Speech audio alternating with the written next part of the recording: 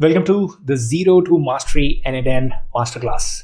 In the next 3 hours, you're going to learn everything that you need in order to build powerful AI automations and agents. So, here's what we're covering. We start from scratch. The first step is to set up n8n. Then we start learning how to build workflows, how to build automations within n8n using a simple use case of inbox summarization. Then we move on to more powerful workflows like lead management workflow automation.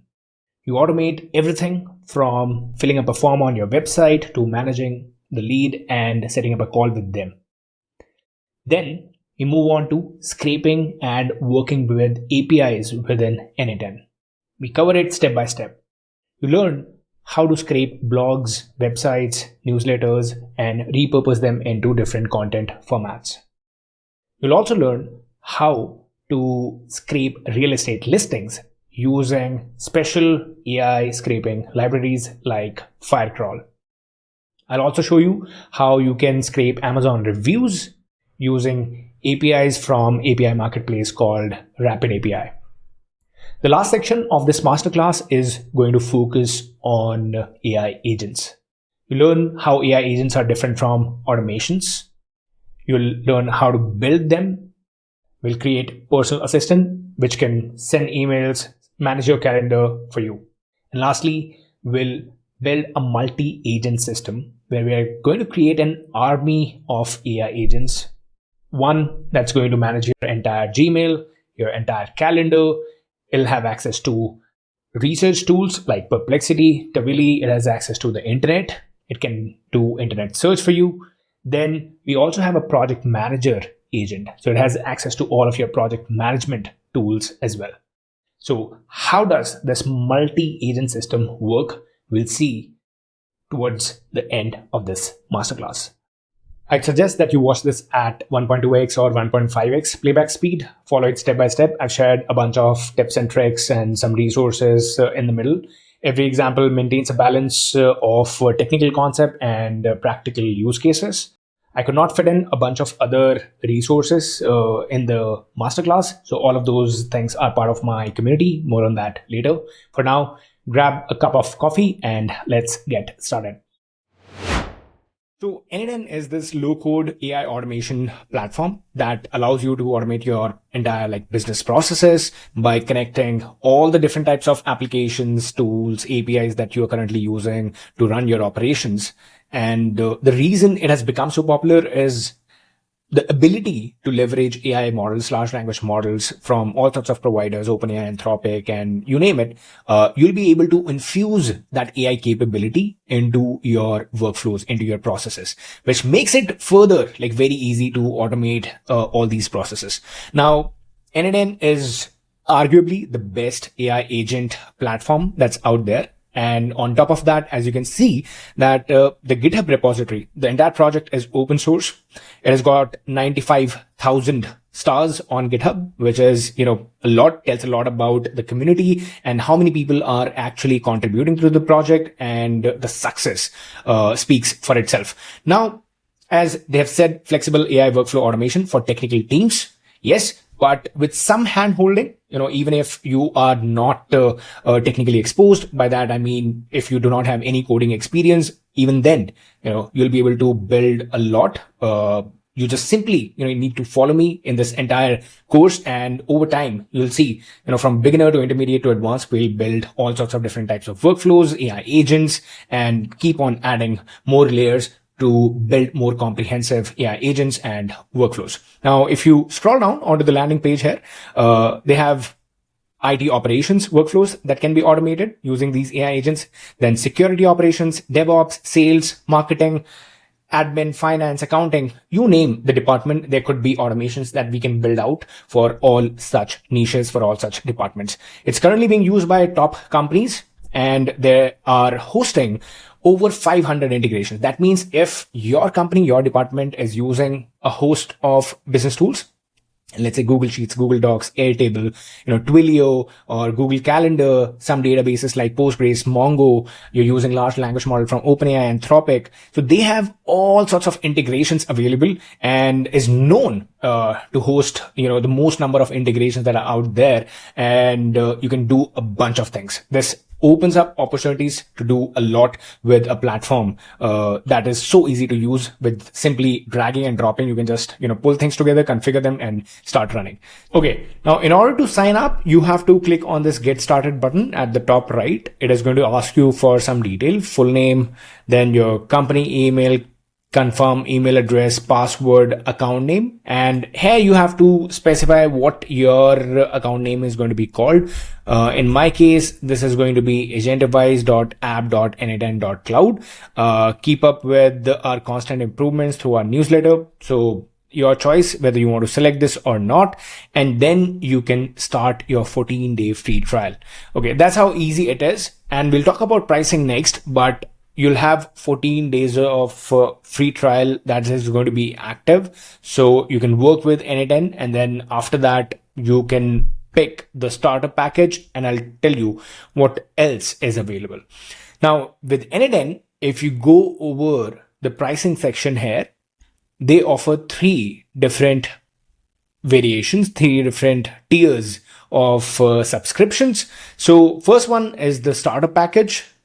That is available for 20 euros. And if you want to pay monthly, then you can pay 24 euros. So if you toggle this off, you have 24 euros per month, 60 euro per month for the pro. And if you want to compare them, hosted with n8n, this is the hosted service. And if you want to host it yourself, obviously, if you go over their GitHub repository, here they have given all sorts of, different methods. If you want, you can host your own version of, you can host it locally, or you can host it on your own servers, on AWS, or on different types of cloud services, and then run it there. So everything has been described within GitHub. There are going to be, some services that I'm going to talk about. For example, one such service that hosts n8n is Hostinger. So Hostinger, you can, avail this at 549 rupees INR per month. That'll be somewhere around like $8-9 per month. So that's pretty cheap. But there are issues with self-hosted version when it comes to authenticating for, let's say, Gmail, Google accounts, and multiple other different types of accounts. The OAuth integration, the OAuth verification will not work as seamlessly as it does within the hosted version of n8n by their own team. So that's the only downside that I have seen so far. But other than that, you can host it on your own and leverage everything that n8n has got to offer. So that way, it is pretty solid, pretty robust, and a very good platform that will allow you to keep your data secure if you are concerned about security, networks, and what sort of services you are exposing your data to. So that way, n8n is pretty solid. Now, once this is done, once you have signed in, you'll have your subdomain ready. So I already have my subdomain at agentivise.app.n8n.cloud. I'll go over to this link. I'll put in my email and password.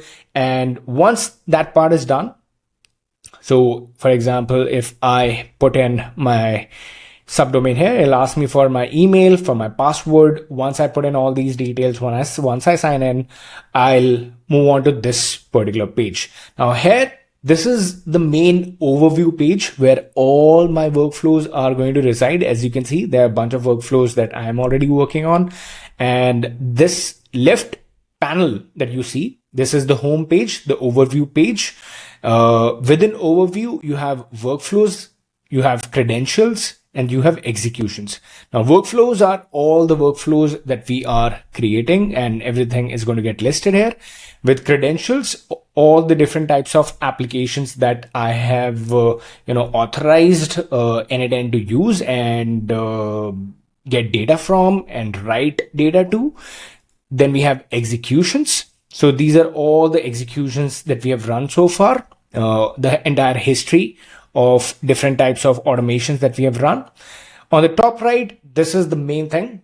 To create a new workflow, we'll click over here. There is a drop down, create credentials. If you want to create credentials separately, you can do that as well.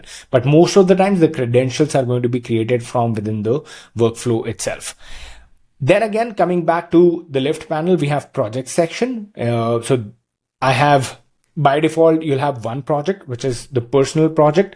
I already have this n8n mastery course where we are, keeping a track of all the different types of workflows that we are teaching. So this is personal, this is mastery, and I'm continuing to add more and more workflows within this. So you'll see everything. This entire n8n mastery course will continue to develop and evolve over time. Then coming down, admin panel is going to take me to my dashboard where I'll get to see all sorts of details about my account, billing information, and all those things. So that's pretty straightforward.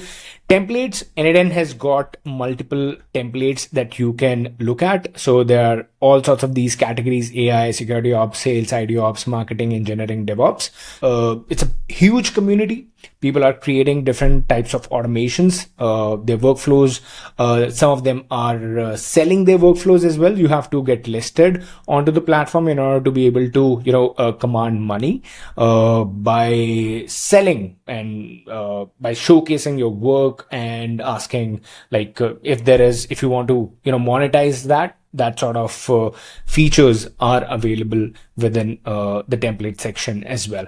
But that is something that we'll cover, in the upcoming videos. But for now, let's look at variables. Variables is not available in the starter plan, as I told you that within the starter plan, if you see, only one shared project, global variables are not available. So if you see global variables, define data to be used across different workflows in a single place. So this is not available within our starter plan. This is available only in Pro plan.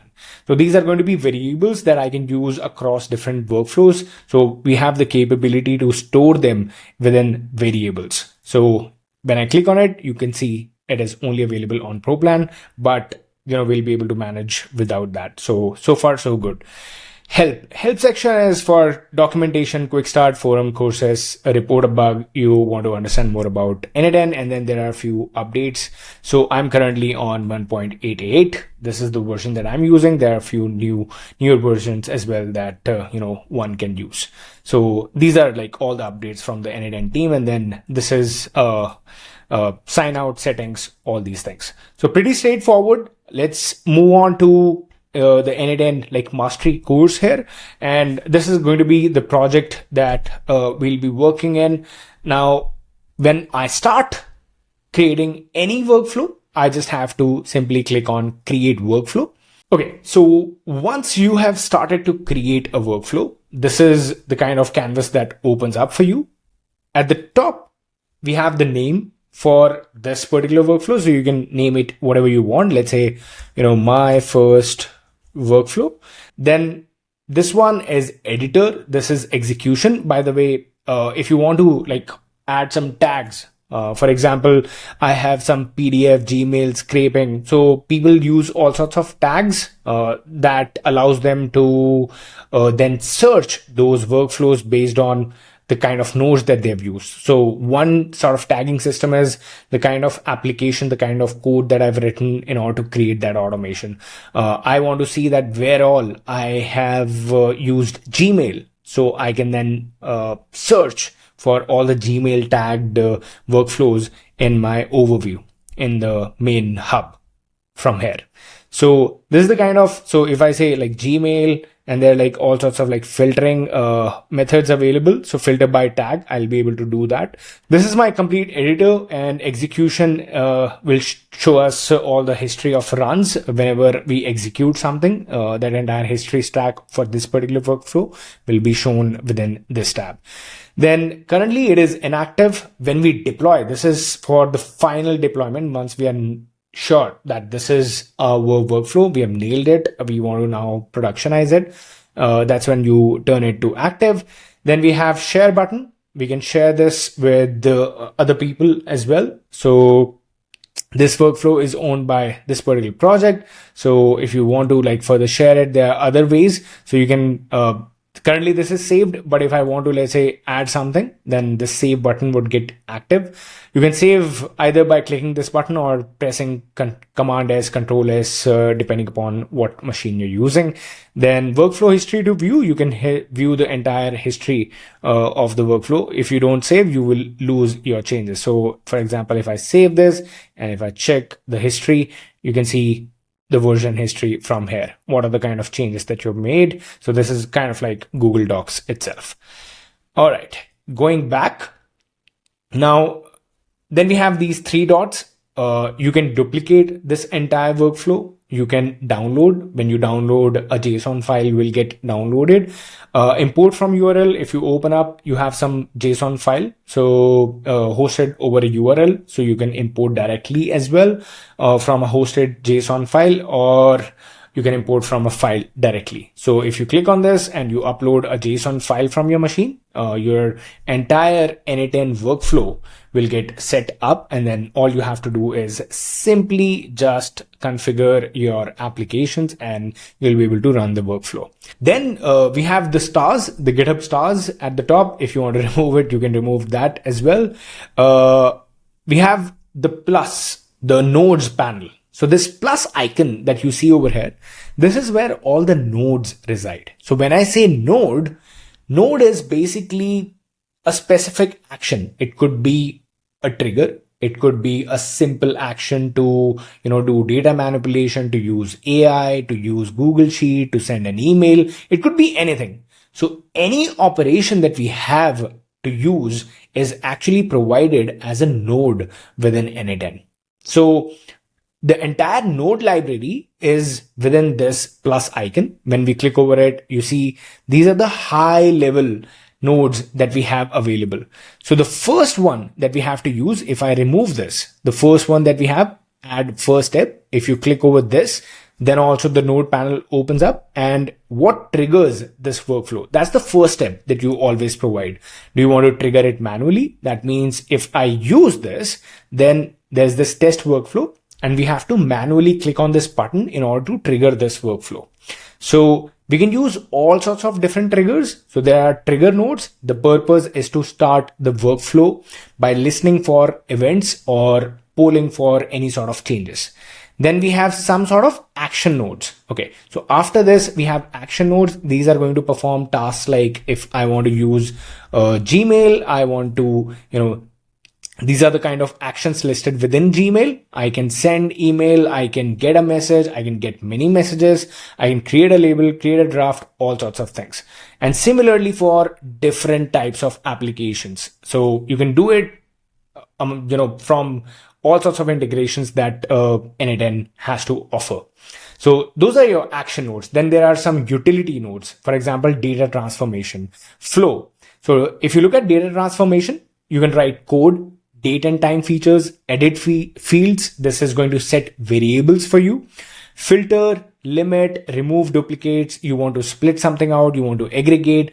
All of these are my data transformation, some utility nodes that are going to be useful in order to manage and structure our data in different ways. Then we have some core nodes. Core nodes are basically these code nodes. These are custom JavaScript or Python code that you want to write. One other very important node that we'll use later in the course is advanced AI. So AI agent. This is going to be, by far the most useful node that we're going to be using alongside OpenAI, large language model, messenger model node. So these are a bunch of AI capability nodes that we'll be able to use depending upon the use case that we have at hand. More about them once we get to those types of use cases. But yeah, that's the entire n8n tool for us. In the next lesson, we'll see how we can start building workflows, how we can start automating different types of processes using n8n. It's time to create our first workflow. And in order to do that, we are in our main overview page where all the workflows are listed. I'll click on create workflow from the top right. The first thing that we should do is always to give your workflow some name. And for this first workflow, we'll keep it simple and we'll do a Gmail summary flow. So essentially, I want to summarize all the emails in my inbox that have come in the last 24 hours. So that's the entire flow. In order to understand this, let's quickly draw what this flow is going to look like and what are the kind of tools we would need to use in order to build this. So here for our Gmail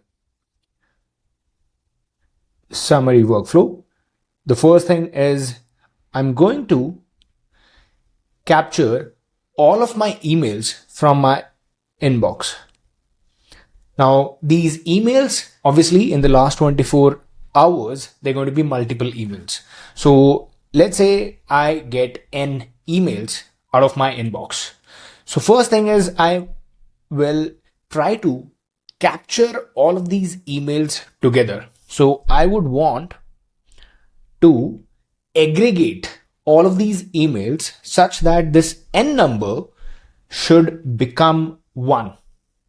So I should have a combined text blob containing all of my emails, and then I can use a large language model. I am going to be using OpenAI's GPT 4.1 mini. So a mini model should be good enough for this simple task of summarization. And then once I give this request, the combined text blob of all the emails, I will prompt this large language model to find all the important ones because there are going to be many emails that are not important. And I will tell the LLM to summarize all the information and categorize it based on, the type of email that we have. And finally, this summary is going to get sent into my Slack, because I personally like to have everything organized within my Slack. You can have it sent to Telegram. You can have it sent to yourself as a new email every single morning. So there are a bunch of ways to, orchestrate this. Let's try to build this out in n8n. Before we continue building this automation, just wanted to quickly talk about the school community. If you want to download any of the resources, these templates that we are learning how to build within this masterclass, or any of the templates that I've shared in the previous videos, prompt engineering guides, everything is now part of the school community. It's called AI Builders Collective. This is where I teach you everything to build AI automations and agents, not just n8n, all the other AI automation tools for different sorts of use cases, be it Gumloop, Lindy.ai, Make.com, Lovable to create applications, Replit, Cursor, and many more. So do check out the community. I do weekly live Q&A sessions to answer all of your questions. We share warm leads. You'll get to interact with multiple other automation builders out there, agency founders. And if you're looking to hire engineers, you should check out the community. There's some insanely valuable skills that people have got that you can leverage. So that's about it. And let's continue building this. Here I have the first step. So the first step is always to add this sort of trigger node. All of these over here are different ways of triggering your workflows. So for now, we're going to use trigger manually. Now, when I say trigger manually, I'll have to click on this test workflow button in order to trigger this workflow. So if I click this trigger workflow, this has run. Obviously, I haven't done anything. So this is just plain simple node execution that has happened. If I want to see what is happening within the execution, as in what is the input, what is the output, so you can click on any of these nodes, basically double click. So if I double click here, this opens up. You can see these are the parameters. There's nothing like trigger manually is simple click on test workflow and it gets run. Here in the output, you can see we have no fields, items exist, but they're empty. Okay. And then at the top, we'll talk about these table JSON schema once we have some data in. Okay. If I click on plus, the node library opens up. And in the search nodes, I can search for Gmail. So Gmail has got multiple action nodes within it. So here, there are a bunch of different actions that we can use. Now, in order to fetch all the emails, the one that we are going to use is get many messages. Click on this, and the toolbox to configure the Gmail node opens up. Now here, the first thing that we have to do is add credentials. You will have to authorize your Gmail application with n8n. In order to do that, here I already have a bunch of my Gmail accounts synced with n8n. For you, you'll have create new credentials. So click on create new credentials, and here you have OAuth 2. Now, if you are running n8n on a self-hosted version, you'll probably have to do service account. You'll have client ID, client secret. That'll be a longer process. And everything about authorization, adding credentials, all these things have been captured nicely in n8n's documentation. So if you face any issue, they'll provide, you can use the assistant, the AI assistant by n8n. That'll guide you through all the steps, or you can go through the documentation. So for now, OAuth 2, that means we can just directly click on the sign in with Google button, select the account that we want to use, and credentials would be added smoothly. That's how simple it is. Okay, so I already have this, the credentials for Gmail. Let's close this. So Gmail account is already here. You can see Gmail account, this one is, I'm going to use 4. And then resource for us, message. Resources, message label draft based on the actions that you have picked. We're using a message action, and operation is get many. You have all of these different types of operations available for the message resource. If you want to return all of the emails for the specified time period or whatever, you can click this thing on, or if you want to specify the number, you can do that as well. Let's keep it to 50 for now. And the simplify operation, this is whether to return a simplified version of the response instead of the raw data. Raw data would have like multiple other fields as well. So simplify is going to work for us. In most of the use cases, that would be fine.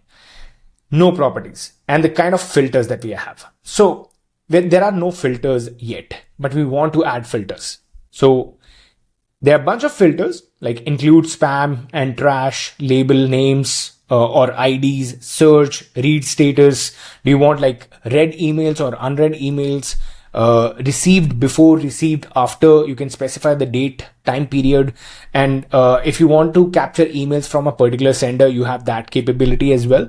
So let's say I select received after, and here I need to specify the date and time. Let's say in last 24 hours. So all the emails that I've got on, let's say 20th of May. Okay, 20th of May, and you can specify the time as well. So, okay, this is the time, this is the date and time that I've captured. And then in order to test this node, you can see there are a bunch of things on the left hand side in this toolbox. I have got the input. So from the previous nodes, you'll see everything coming in as we execute, as we keep moving forward. Everything is going to get captured within this input section. The middle box is the configuration of the node, and when we click on this test step button, so n8n provides you the flexibility to test individual components of your workflows. So when I click on test step, it is going to fetch all the emails from my account, and here you can see it is fetched 6 items. So there are 6 emails that I've got in this particular account, and yes, that's it. Now, if I click outside, this is the current structure of my workflow. We have got all the emails, and you can see here, I've got 6 items. We have 6 items, that is 6 emails coming out of this Gmail node. The next thing that we have to do is we have to aggregate it. But before using the aggregate field, I want all of these emails to be captured within one single variable. So in order to do that, I'm going to use this data transformation node which is called edit fields. So I want to set some variables. Okay. So we'll use this edit fields, and here I have this drag input fields here, or add field. So I'm doing manual mapping. That means I want all of these emails, which are the snippets, the text coming in from all the emails. So add field, and I'll say emails, and the value is going to be captured here. So I've created a variable called emails, and the value of that particular variable is going to be whatever we have here in the snippet. So that's the email body itself. If I click test step here, you can see now I've created this variable, and this variable I will be able to use in the subsequent nodes. So I'll just simply drag and drop wherever I need this. Let's quickly spend some time to understand what is happening within this input node now that we have run 2 nodes before this. So you can see everything that you'll run from left to right in your workflow. The first node was click test workflow. There was no field. So this was just like manual triggering that we have done. Then the major node that we have run so far is the Gmail node. And you can see at the top, we have schema, we have table, and we have JSON. Now, the output of all the previous nodes is going to get captured in these 3 different formats. So this is like n8n's way of telling you what all is already present for you to be using in the current node. And then when you test that particular node, the output is going to get captured on the right hand side. Schema gives you the high level structure of the data coming out of Gmail or all the, previously executed node. If you click on table, table gives you a tabular format of the output coming in from the previous node. It's nothing but the same data. Now it is represented in a tabular format. So you can see the Gmail node is currently selected. You can select all the nodes, whichever node that has been executed before this node. You can select one of those and you'll see the output of that node. Here, the Gmail node output, we have 6 rows. That means 6 emails captured from the Gmail node. If you want to see the raw data, the JSON formatted data, which will have like a lot of different things. So this is the complete JSON coming from the Gmail node. Most of the time, since we'll be configuring different nodes, we'll have the schema with us and we'll be able to drag and drop those variables into our fields. Now, while I was selecting the field to create, so this field is basically the variable that I'm creating. Now, this variable is simply a named entity, what I will be using in all of my subsequent upcoming steps. Okay, so this is done. We have run the edit fields node as well. We have tested it.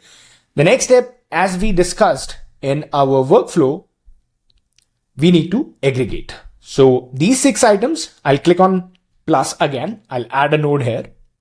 And here, I want to aggregate. So again, if you search, you can search for aggregate.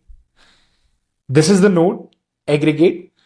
And this basically turns multiple inputs into one single combined text block. So aggregate individual fields. If you click on this, you have individual fields or all items data into a single list. For now, we have this individual list of emails that we want to turn into one single output.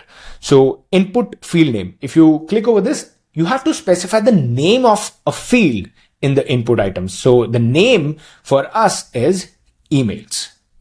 This particular field is what I want to fetch here. Okay. And when I click on test step, you can see these 6 emails that we got now are turned into one single variable 0, 1, 2, 3, 4, 5. So the list of values that we have basically here starts from 0. So whenever I'm saying a list of values, list is denoted by these square brackets, and I'll have value 1, 2, 3, 4. Let's say if I have 4 values, this position of the element is always going to start from 0. 0, this position is 1, this position is 2, this position is 3. So if I have 4 elements, this is what the positions, and we call these things indices. This is the index of the list element 0, 1, 2, 3. If I have 6, so 0, 1, 2, 3, 4, 5, as you can see over here. I have 0, 1, 2, 3, 4, 5. These are 6 emails that we have captured here. So 6 emails were coming into the aggregate field and the output is 1 item.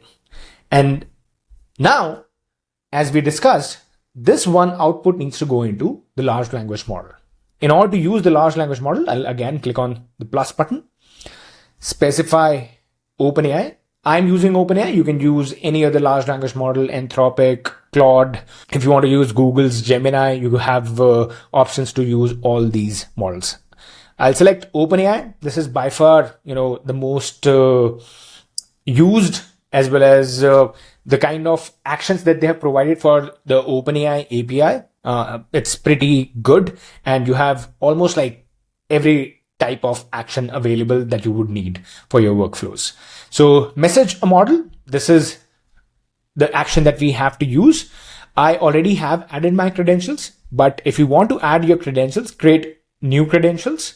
And here you would need to add your API key. So in order to get your API key, all you have to do is go to platform.openai.com. And if you do not have an account, I already have an account. So click on the right top. From here, you will simply sign up, sign in, simple steps to follow. And all you have to do is from the settings, you will have your API keys. You can create new secret keys from this button at the top. And then obviously you need to add some credits. So if you go to your billing section, within your billing section, you can add to your credit balance from this button over here. Okay. Coming back, the API key that you're going to generate from platform.openai.com, you'll add that key over here and save it. Your credentials are going to get added in this account. I have OpenAI account too. The resource that we're working with is text. There could be any other modality as well, text, image, audio. So we are just going to pass text and we need output text. Message a model. There are other services as well. Classify text for violations, custom API calls, but message a model is the operation that we want to use. Model, you can choose the model. So I am going to be using the latest 4.1 mini in my use case. GPT 4.1 mini for summarizing all these emails. That should be good enough for us. After this, I need to specify the messages, the system prompt, the user prompt. So system prompt is for the large language model, how it is required to process our request. So role, I'll select system here, and then I will select, there are two ways.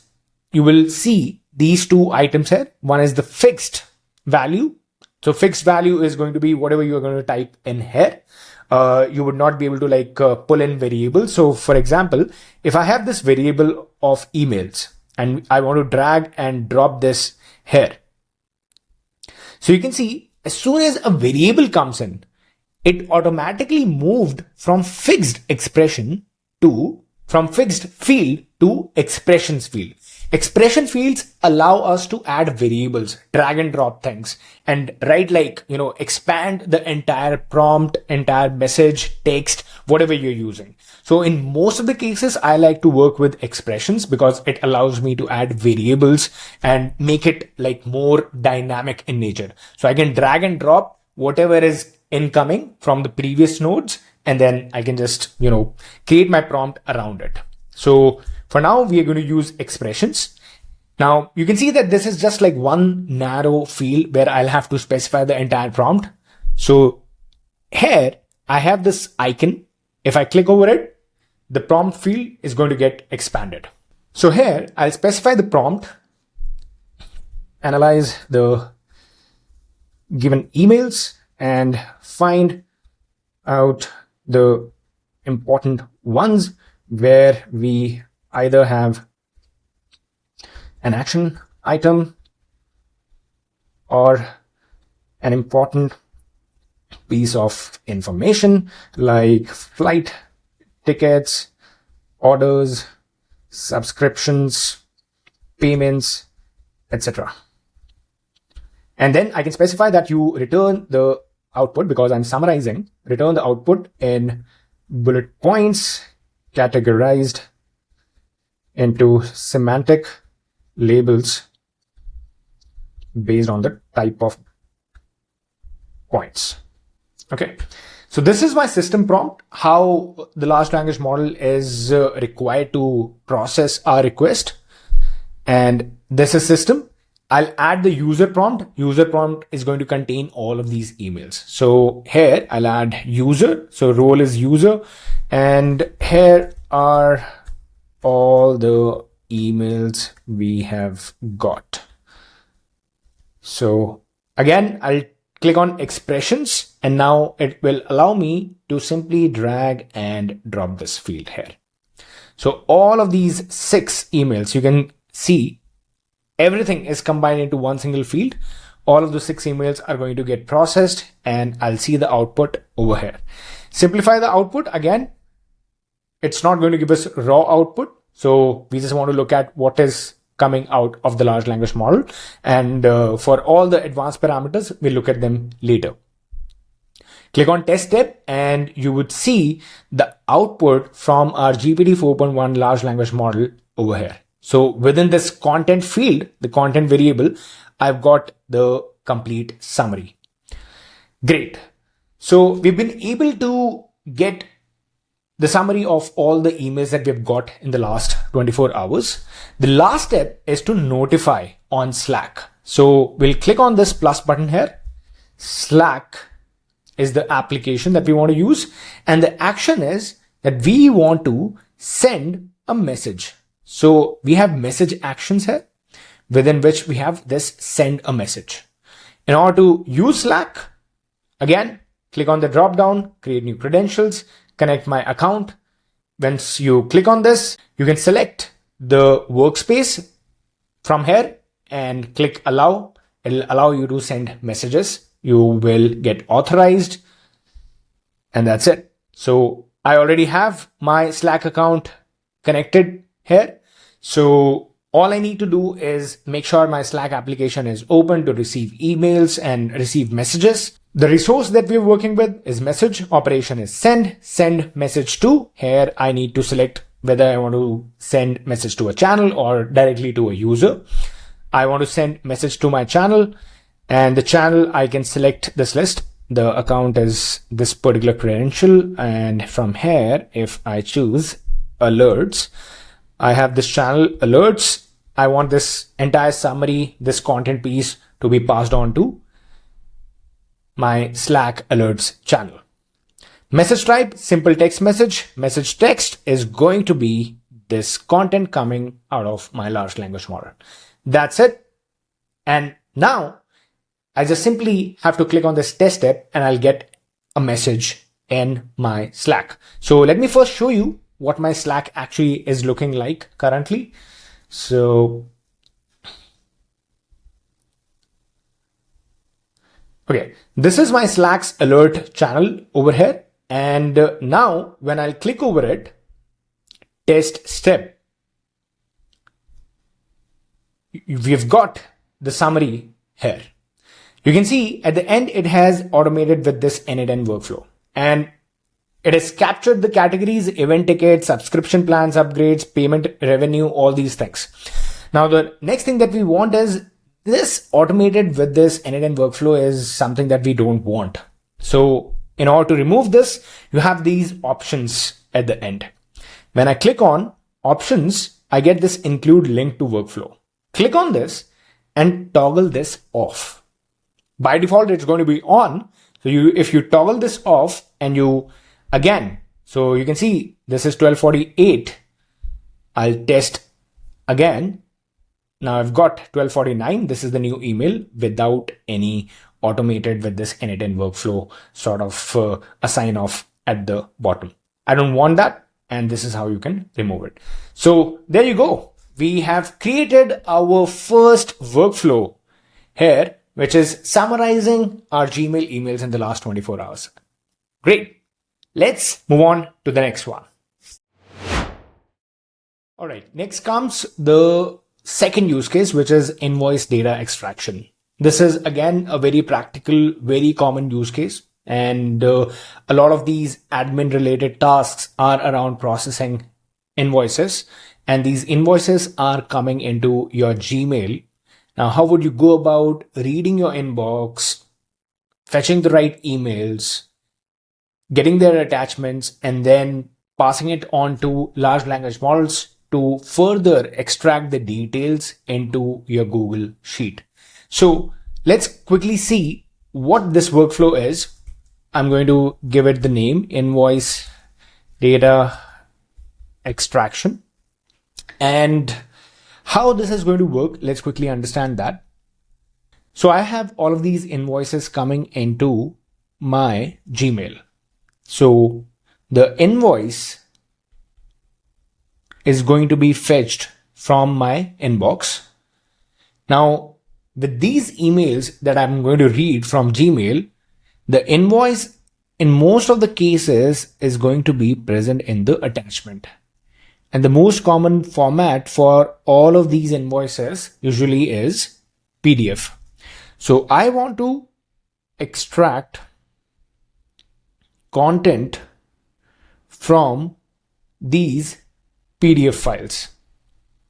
Once I have that, I can simply pass it on to large language model. But this time I want structured info.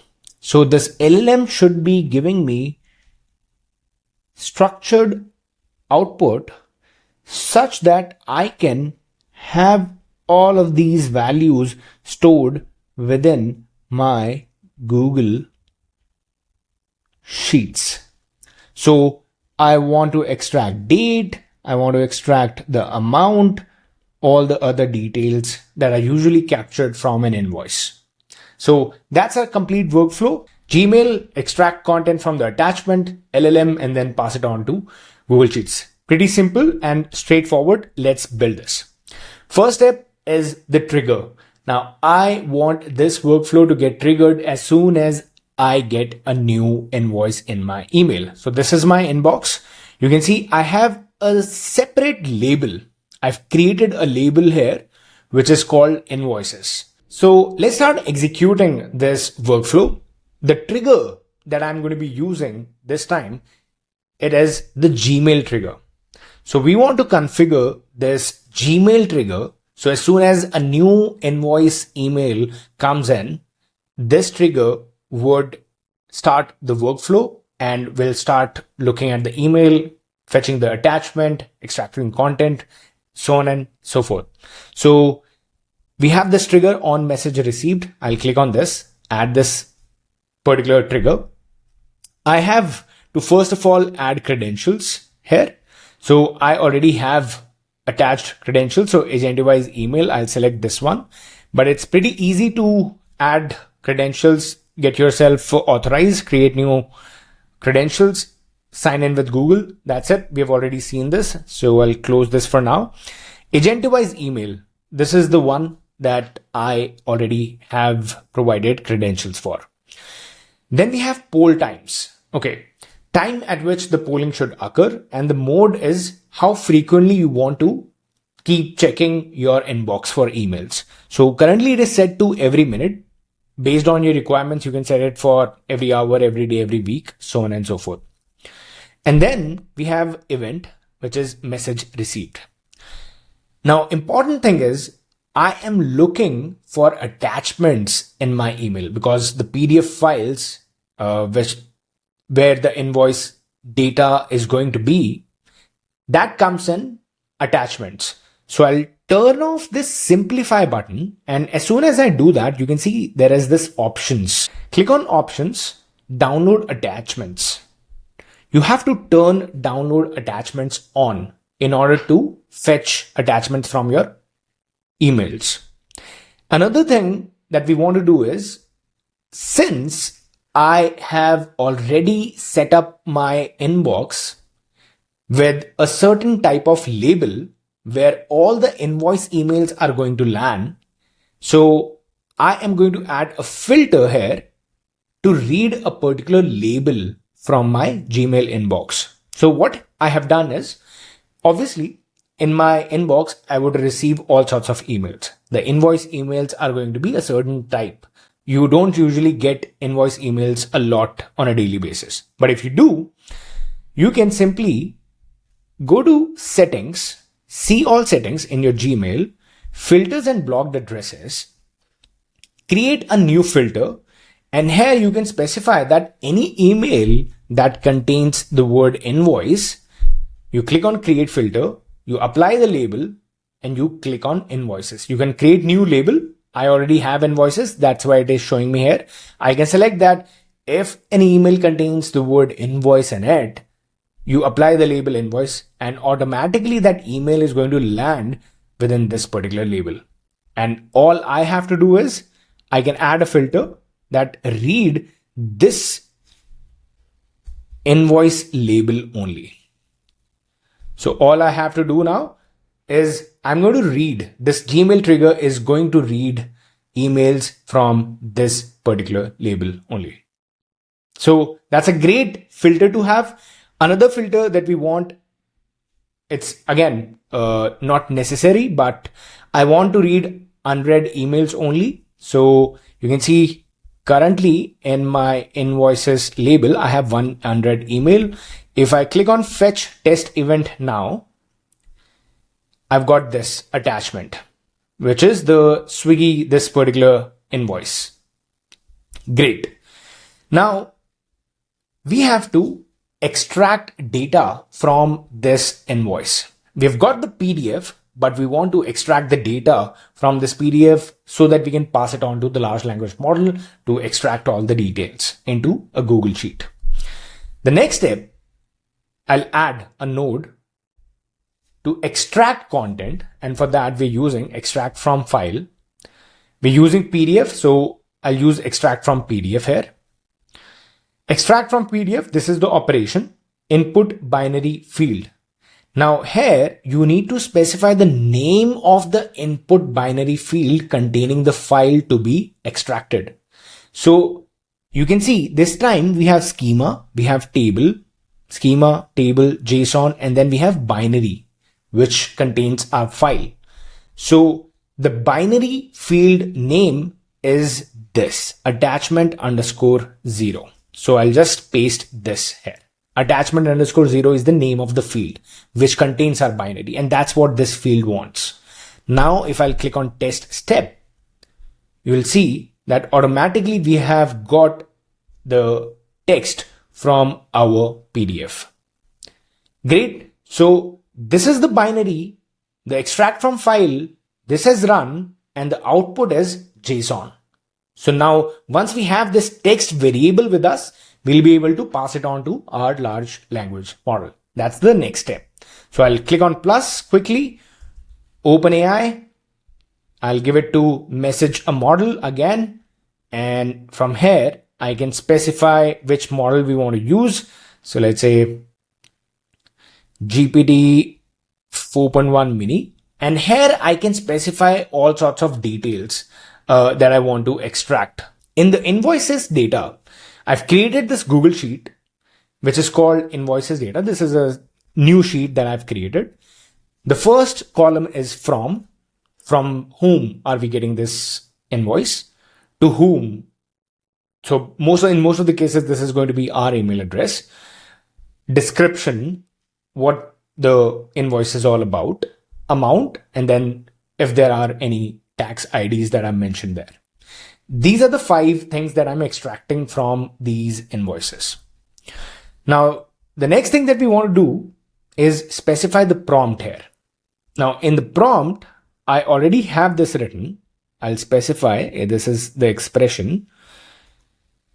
Extract the following details from the PDF invoice. I want to extract from, I want to extract to, I want to extract description, I want to extract amount, and then the tax ID. This is my complete prompt. And then at the end, I have dragged and dropped this text field here. This text field has been added here. So if I remove this now, okay, this is, you can see all of the data from my invoice is already captured here. I've given it to the large language model. And another thing that we want to do is we want to fetch specific information. We don't want a verbose answer from the large language model. We want specific information. So that is why, as per the prompt that I've specified here, I'm also going to turn on output content as JSON. And now when I'm going to click on test step, I'm going to get only these fields in my output. So if I do test step, so the large language model is going to get invoked with all the data that we have specified, and you can see the content here. The output from the OpenAI large language model is from to description amount tax ID. Now I can just simply pull in all of this data into my Google Sheet. So the next step here is going to be Google Sheets. Within Google Sheets, the node, what we want to use, the action that we want to use is append row in sheet. So I'll click on this, append row in sheet. This is the credential that we already have. If you want to add new, you can click on sign in with Google. Okay, close. Sheet within a document. Resource is that, append row, this is fine. From list, here I need to specify which particular document. So the name of the document is invoice_data. So invoice_data, and within invoice_data, we have sheet. This is the name of the sheet that we want to use. So sheet 1, map columns manually. We're going to map each of these columns manually based on the content that we have got from the large language model. So from, drag and drop, to, drag and drop, description, drag and drop, amount, drag and drop, and finally the tax ID is also mentioned there. These are all the fields that we want to capture. That's it. If I want to run, when I click on test step, automatically we'll see a row getting appended here. So let's do that quickly. Test step, we go here and we've got all the details within our Google Sheet. So that's again another simple flow that we have created. You can further do a lot of things. If you go out, you can create a summary of this invoice and have it sent to your Slack channel, Slack user, whatever you want to do. You can do further, like reroute this invoice to another email. If you want, your accounts to handle this invoice, you're not the right person from the finance department. So you can reroute these emails as well using this. So this is the second use case that we've worked with. So we've reached module 2, where we're going to learn more about scraping, how to work with APIs, how to write a little bit of code to make our data cleaner, to get it into a format that we need it in. So we're going to look at all sorts of aspects when it comes to scraping, data collection, and using all sorts of tools like RapidAPI, Apify, and firecrawl. So how would you go about scraping all sorts of websites and using all of these different types of API providers within your automations or AI agents going forward? So we'll learn all of those basics and different ways of scraping websites within this module. All right, let's start. We'll pick the basic use case first. So this one is all about scraping a blog post and turning it into, let's say, a Google document. For now, I am storing everything within a Google document. You can further, repurpose that blog into your newsletter or some sort of like RSS feed or anything. So here, what I have is a blank workflow. It's called scrape blogs. I'll just, remove the left panel, minimize that by clicking this button. Okay. So the flow is simple. I'll add the first step. The trigger is manual. We're going to trigger manually for now. I'll add the first step, which is going to be scraping the website itself. And for scraping, that means I have some sort of URL that I want to scrape. the page. So for this purpose, I'm going to look at Paul Graham blog.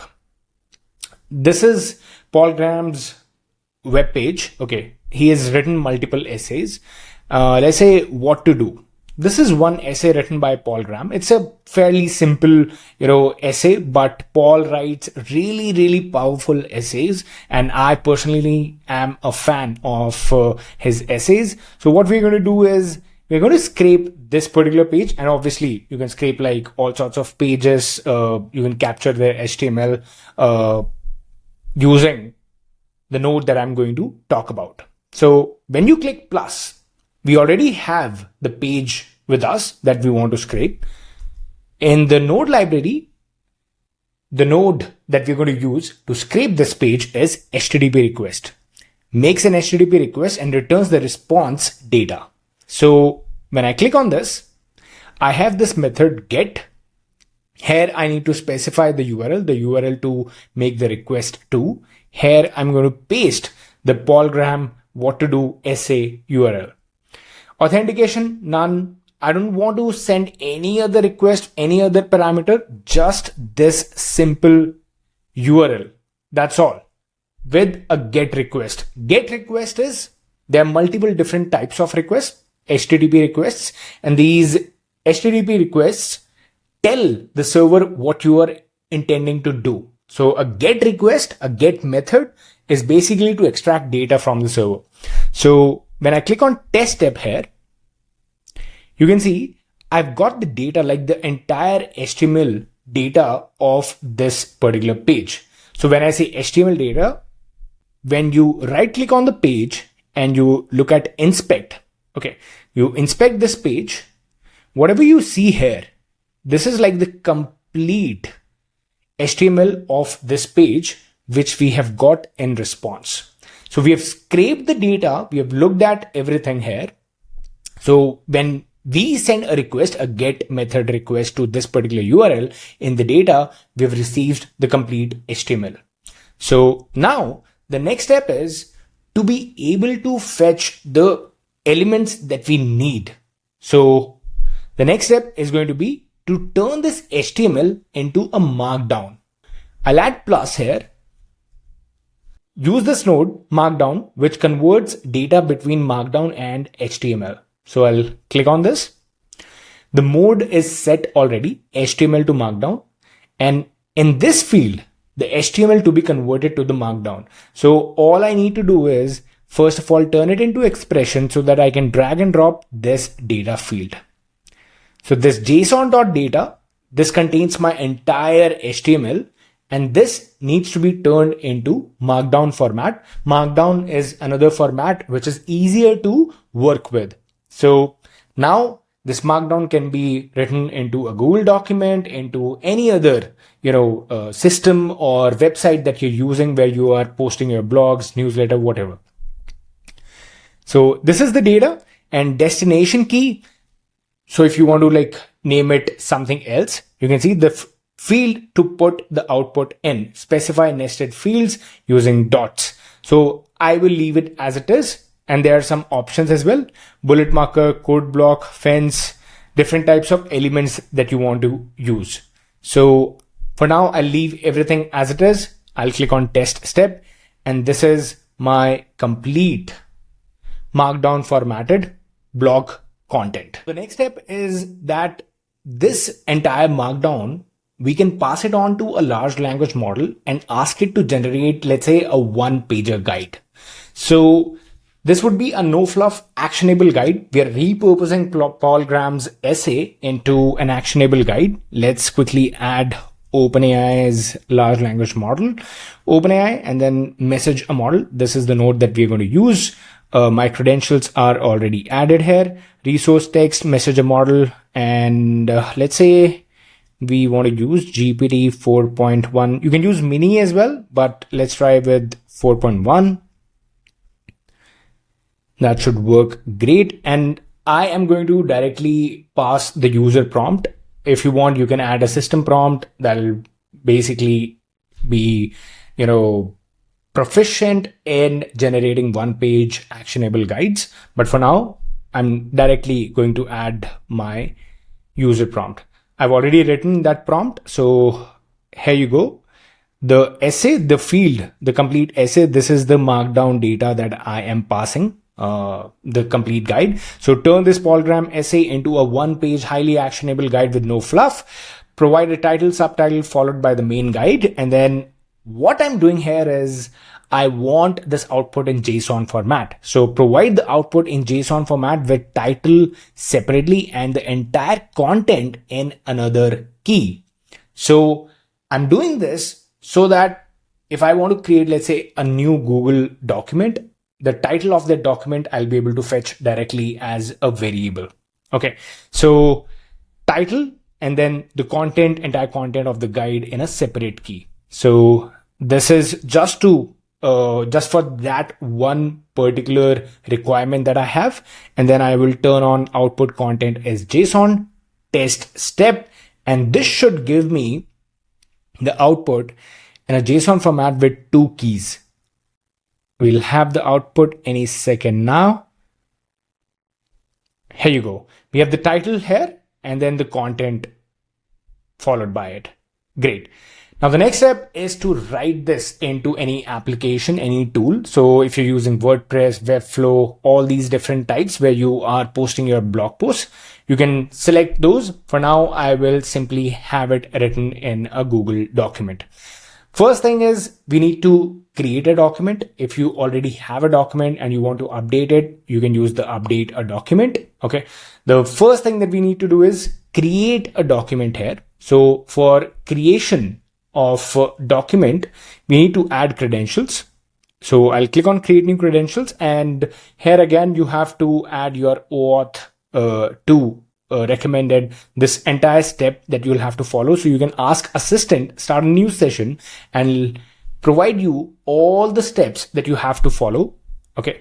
I would need to go to Google Cloud Console. So we'll wait for the steps and I'll just replicate all of these steps here and we'll show you how to implement them. So create a Google Cloud project. Here you'll have to go to Google Cloud Console. So Cloud Console, I already have this account with me. So if you look at Google Cloud Platform, make sure that you are signed in first of all. So the first thing that you'll have to do is create a project. So when you will see here, by default, you would see one project selected. But if you have not selected, if you have not created any project, you will see create a project here. So when you click on this drop down from the main page, you can click on this new project, and this new project, you can give like any name, any location, and you click on create. I already have this project created. This is my project, n8n API. So the next step, as per the assistant, is go to API and services. So when you go to your Cloud Console and open up the left panel, you have API and services here.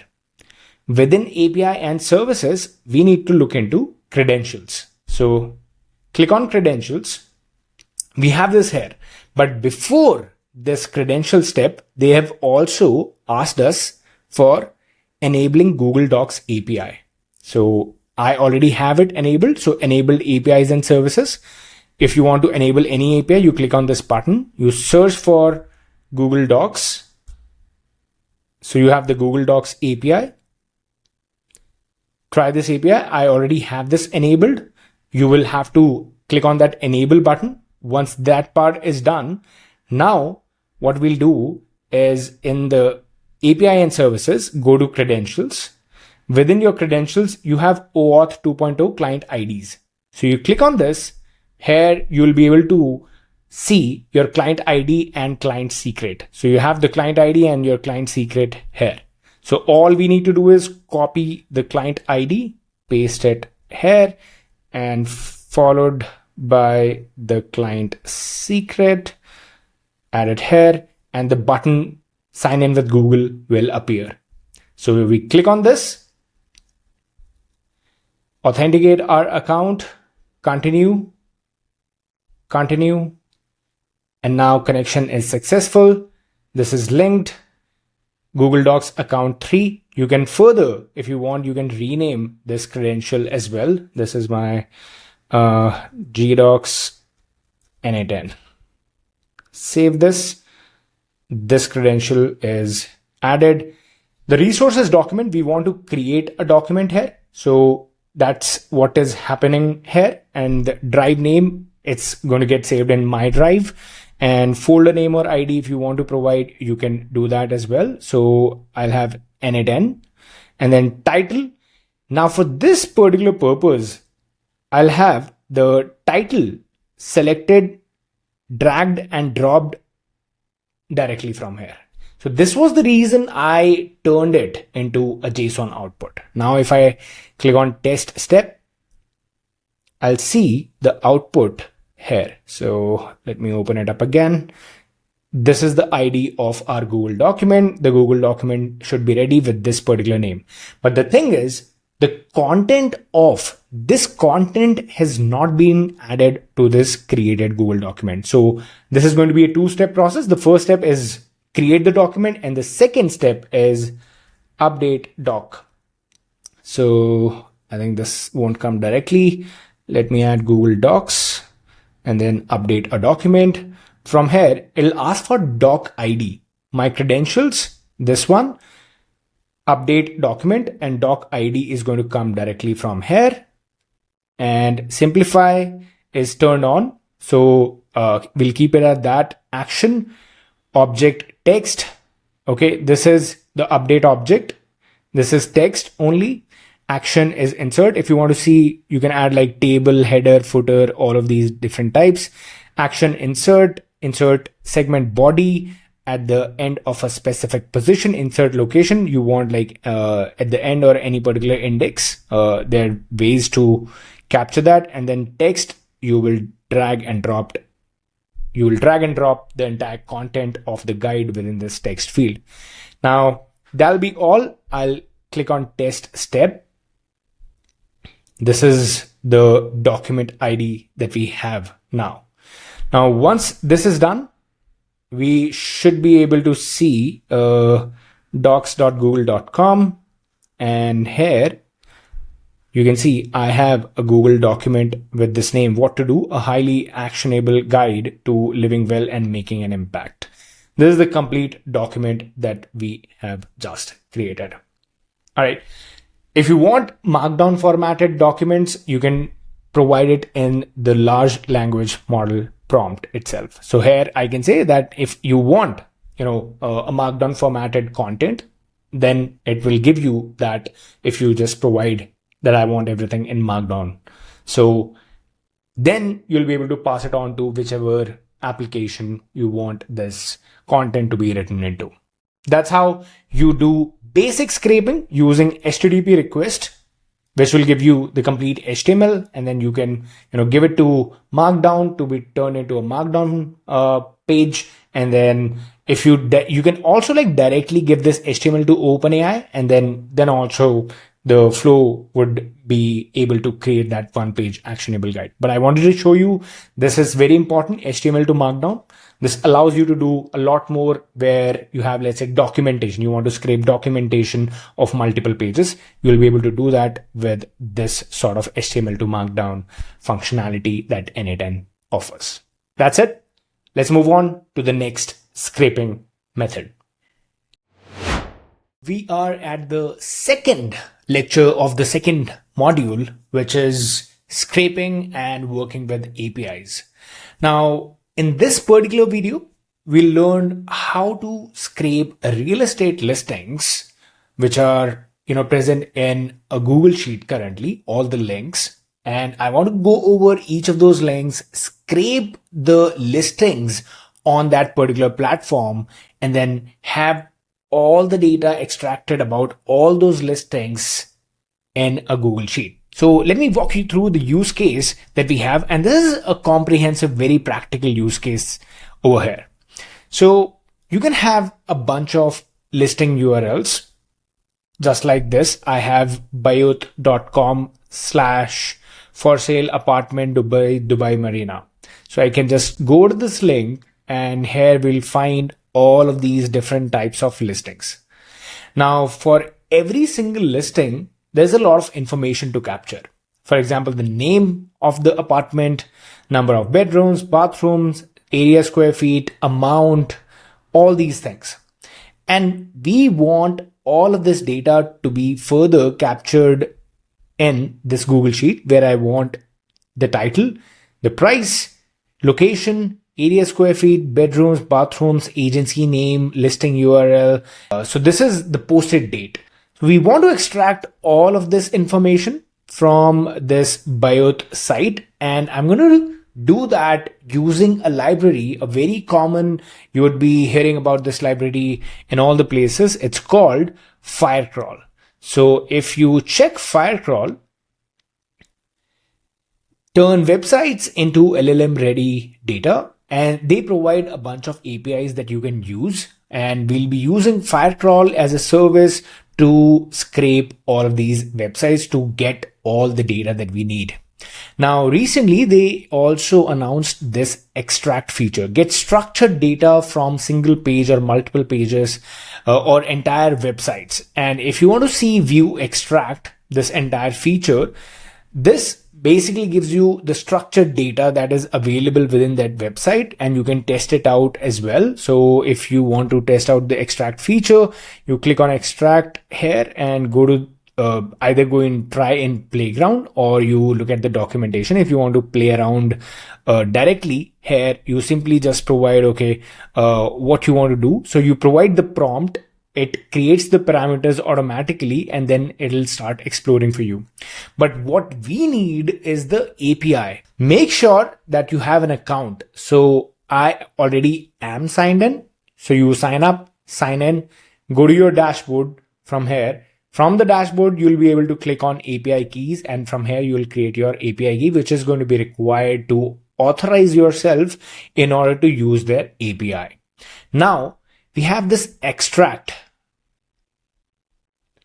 Here, I'll go to the documentation. The documentation page gives us all the details about how to send a request to all of these endpoints that extract offers. And there are a bunch of these that you can use. The one that we are going to be using is using their Fire1 model. So Fire1 is an AI agent that enhances firecrawl's scraping capabilities. It can control browser's action, navigates complex website structures to enable comprehensive data extraction. So this is the complete curl command that they have given. And we're going to be using this curl command. I'll show you in just a bit. So let's go over to n8n. We'll build it from scratch, step by step. Okay. First of all, trigger manually. This is fine. The next action that I want to take is read this Google Sheet. So I'm going to add Google Sheets, and then the action that we want to take is get rows. So we'll click on this, get rows. My credentials are already added. Sheets within document, get rows. And then I'll select the document. This is property details from bioth.com. And the links are present in this sheet called sheet 2. So if you see, this sheet 2 contains all the links. The name of the column is links. Great. So this is done. Leave everything as it is. If I click on test step, you would see I've got 2 items. That is 2 URLs which are present here. The first one is Dubai Marina. Second one is just plain Dubai. Great. There are 2 items and each needs to be processed individually. So we need to loop over. The concept that we need to learn here is looping. I've got 2, let's say 10 items. I want to loop over those 10 items and process them individually. For that, we have this loop node. So split data into batches and iterate over each batch. So let's select this. In our case, we want batch size to be 1. That means 1 URL to be processed at a time. That's it. Remove everything else we don't need. We'll reconnect the data, reconnect this entire loop back to Google Sheets once we are done developing our workflow. So looping over is done. Now we have got the link directly. Okay. So once we have the link, now I need to simply send a request to this firecrawl extract API. So here, in order to work with APIs, the go-to node that you have in n8n is your HTTP request. So we'll use HTTP request. Now, how would you go about configuring? Configuration is probably the most tricky part within HTTP request. And they have made it pretty simple with this import curl button at the top. When you click on this, all you have to do is paste the curl command here. And as I showed you, firecrawl is offering this curl command for the model that we want to use, the exact endpoint that we want to use from firecrawl. All we need to do is paste that curl command here, import it, and you can see the entire configuration has been set. The HTTP method that we want to use is post, and you can see that this is a post URL. Okay, this is going to be a post request. Then we have URL extract endpoint. Authentication is set to none, but we are going to be authorizing ourselves. So send headers yes, and using fields defined below. So the first field that we need is authorization. If you look at the curl command here, we need authorization in the header. Okay, and the API key is followed by this bearer token. Okay, so I have this bearer and then followed by my API key. I'll copy my API key from here. So this is my API key. I'll paste it here. That's it. So authorization is done. And then since this is a post request, I need to define my body. The body is JSON data that is going to be sent to my extract endpoint. So this is an expression. Let's turn it into an expression. And now I'm going to change this body. Now, extract, if you see, takes a bunch of things. It takes the URL that you want to scrape. Then it takes the prompt. What do you want to extract from this URL? And then you have to specify the schema, the structure of the data that you want to scrape from this URL. And then the required parameters, and finally, which agent you are using. In our case, there are many listings on the Bioth website. I want to extract all of these listings from the site. So our schema is going to look a little different. I have already figured out the schema that I would need in this case. First of all, the URL that we need to work with is going to come from Google Sheets. This is the link that we want to use. So link is going to come from Google Sheet.item.json.links. Now, before defining our JSON, let's quickly run this loop over items as well. This will give us the link here. So now if I go back to my JSON, let's remove this one, although this would work as well. I'll just drag and drop this links. So the link, the URL, you can see here, the Dubai Marina first URL would come in here. Now we need to change this schema because we want to extract all of these data fields, title, price, location, and this is all coming from the sample curl command that the documentation of firecrawl offers. Great. So we'll change this, and here what we need is we are going to extract properties. So we'll specify this property. This is not the real estate property. These are the properties that you want to extract. So here schema type object, and then within properties, I'll have listings. We want to extract listings, and this listing is going to be of type array here.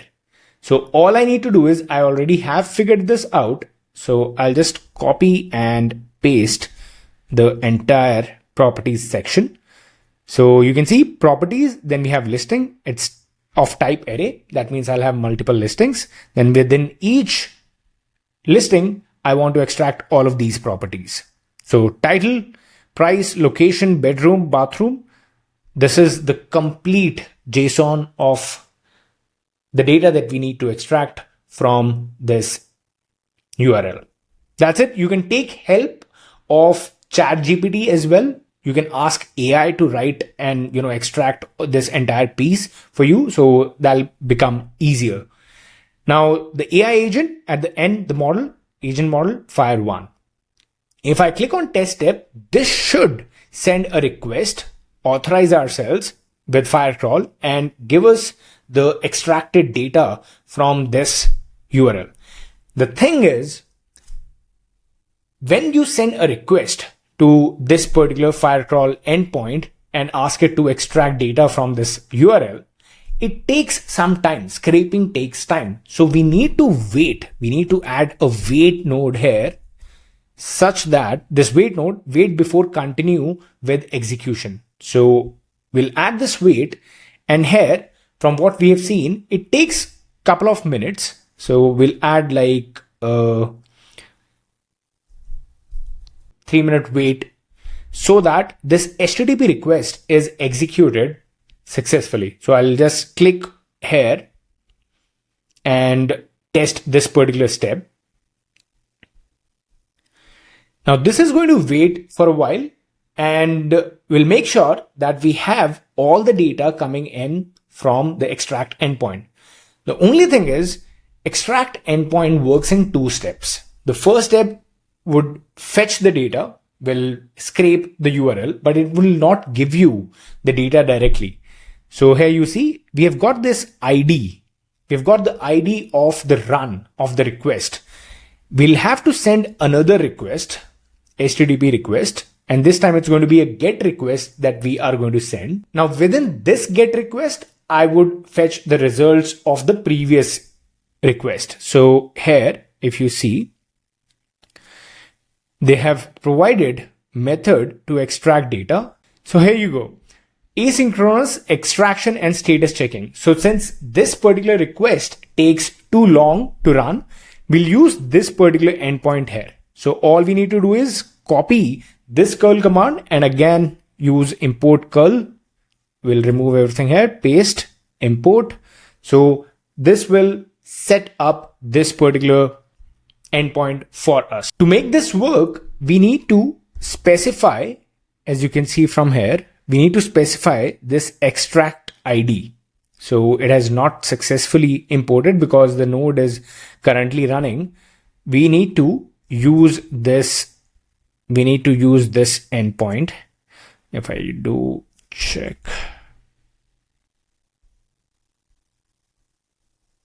All right. So let's set it up manually here. This is the URL that we want to fetch from. So extract ID is, we'll add it directly from the left node execution, and then we'll use send headers. Here we'll again do authorization and then bearer space your API key. We'll have to authorize ourselves, and you can see the execution has already happened. Now from this left ID, I will add it here and remove the space. So this would become my complete URL to which I need to send a GET request in order to get the data and status check for the previous request that we sent. So what has happened here? In order to get the status, the response, everything, we are sending another GET request along with the ID of the previous run. That's it. We don't need to send any body. This is a GET request. I'll click on test step here. Again, as soon as I click on test step, it'll take like 3 minutes to run. Make sure everything is there. So before this runs, now the next step is going to be that this will give you like a JSON data. And that JSON data needs to be written back into these individual columns. Okay, that is going to be another task for us.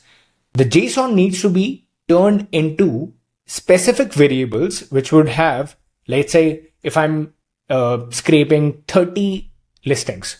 So I'll have 30 titles, 30 prices, 30 locations. So in order to map all that JSON data into specific variables, we're going to write some code. So let's set up that code as well while this is running. I'll ask for the code node, run custom JavaScript or Python code. Now here, you don't have to get intimidated by this. This is going to be pretty simple. Actually, you can be very smart and you can leverage AI here. So all you have to do is go to the JSON button, copy this entire JSON, and you can ask ChatGPT, and I'm not using any plus, there's no subscription here. Look at my prompt, write JS, that is JavaScript code for my n8n flow to map all the listings data into the following fields in a JSON format. And then I have just pasted all these headers that I have within my sheet here. Title, price, location, and then the incoming JSON. The JSON that we have just copied. We went to JSON. This JSON I have pasted here. And when I hit enter, this is the code that ChatGPT has given us. Raw input with these results, and then we are returning the results. I will simply copy this code, remove everything, and then paste it. This is it. And now if I'm going to click on test step, the wait time, everything is going to like start again. So you can see this will again wait for like 2-3 minutes. And now once the code runs, I will have all of these variables with me here in the output. And after that, it's going to be very easy for us to use Google Sheets. And here I want to use append or update row in sheet.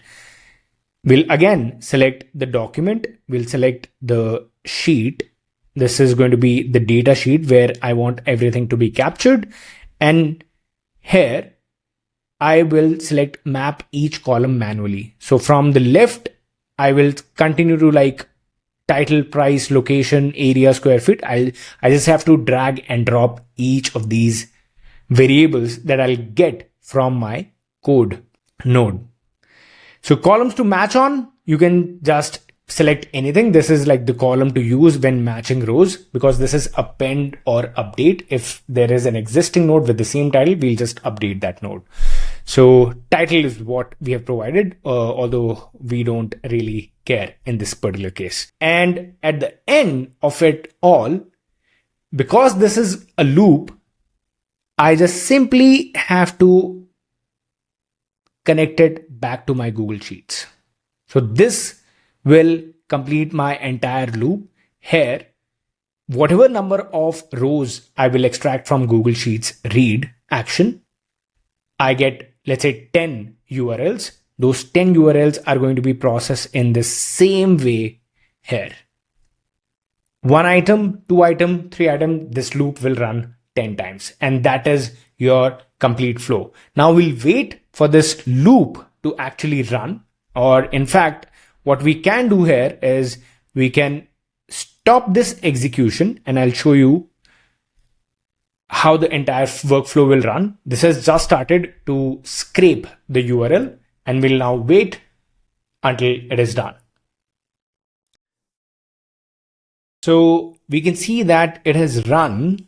Now it's time for us to quickly just map everything. This is the schema. We have got all of the variables. You can see all the variables are with me.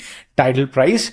Now in the Google Sheets, I think it has not run because we did not have these mappings here. So now it's time to just simply fetch all of these mappings. Area, square feet, bedrooms, bathroom, agency name, listing URL, and posted date. That's it. I will test this step and check. Okay, I think it's going to again execute the entire step. This is running for loop 2. And once this is done, now this time we should have all of these fields correctly fetched within our Google Sheet. So let's just wait for this. So we see that this is done. And now, moment of truth, we'll just open up our sheet, and there you go.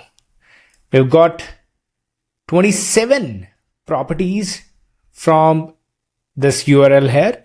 And if you see, from this sheet, there are going to be two links, and the second loop is currently running for us.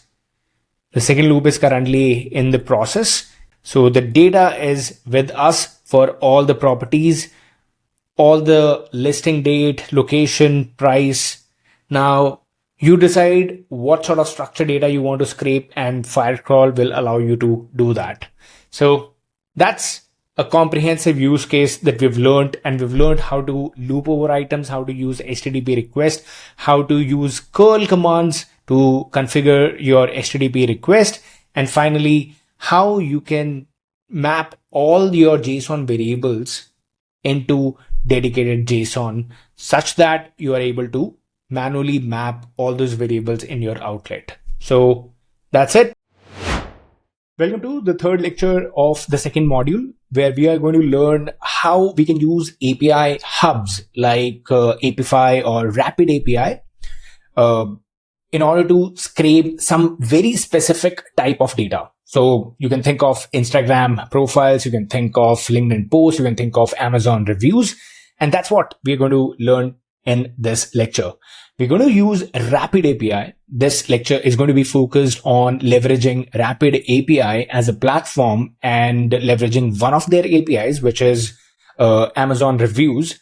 And we are going to extract all the data about these three coffee products that we have chosen ourselves. So I have a list of these three Amazon products here, and the kind of information that I'm looking to extract using an API from the RapidAPI marketplace is product title, review count, how many reviews are there, rating count, how many ratings are there, average rating, how many people have reviewed 5-star, 4-star, 3-star, 2-star, 1-star, and also the top 10 reviews on that product.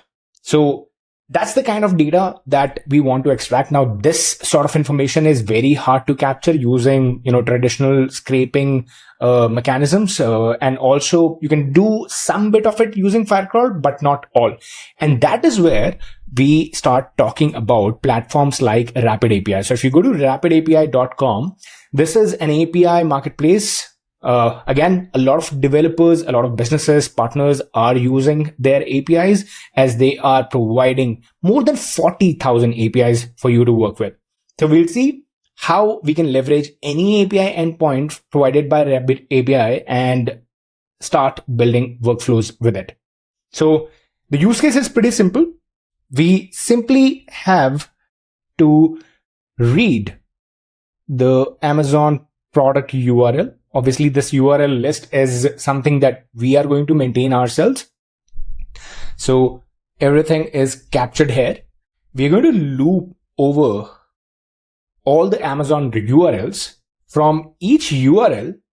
Again, you cannot just directly pass in the URL and it works. No, that's not how this entire solution would work. We look at the API first. So you first have to understand what is the API parameters. So let's quickly see what API we are going to be using from RapidAPI here. So make sure that you have signed up. You have to sign in. I already have an account, so I'll just quickly sign in here. And you can look at the number of APIs that they offer. So real-time LinkedIn scraper API. You have Zillow. You can, again, for using this sort of platform, you can scrape the listings from Zillow. Real-time LinkedIn scraper, again, Facebook scraper. Then we have Twitter API, Instagram, YouTube. So all sorts of data is available. I can also search. Let's say here in our case, we are looking to get data about Amazon products. So one of the biggest and also one of the most commonly used API for Amazon products is this XSO. So I'm going to use this Amazon data service over here. You can see all the endpoints. Each use case is an endpoint. If you want product detail, you have product detail here. So if you see parameters, you can look at what sort of parameters you'll have to provide. So here, simply provide the URL of your Amazon product.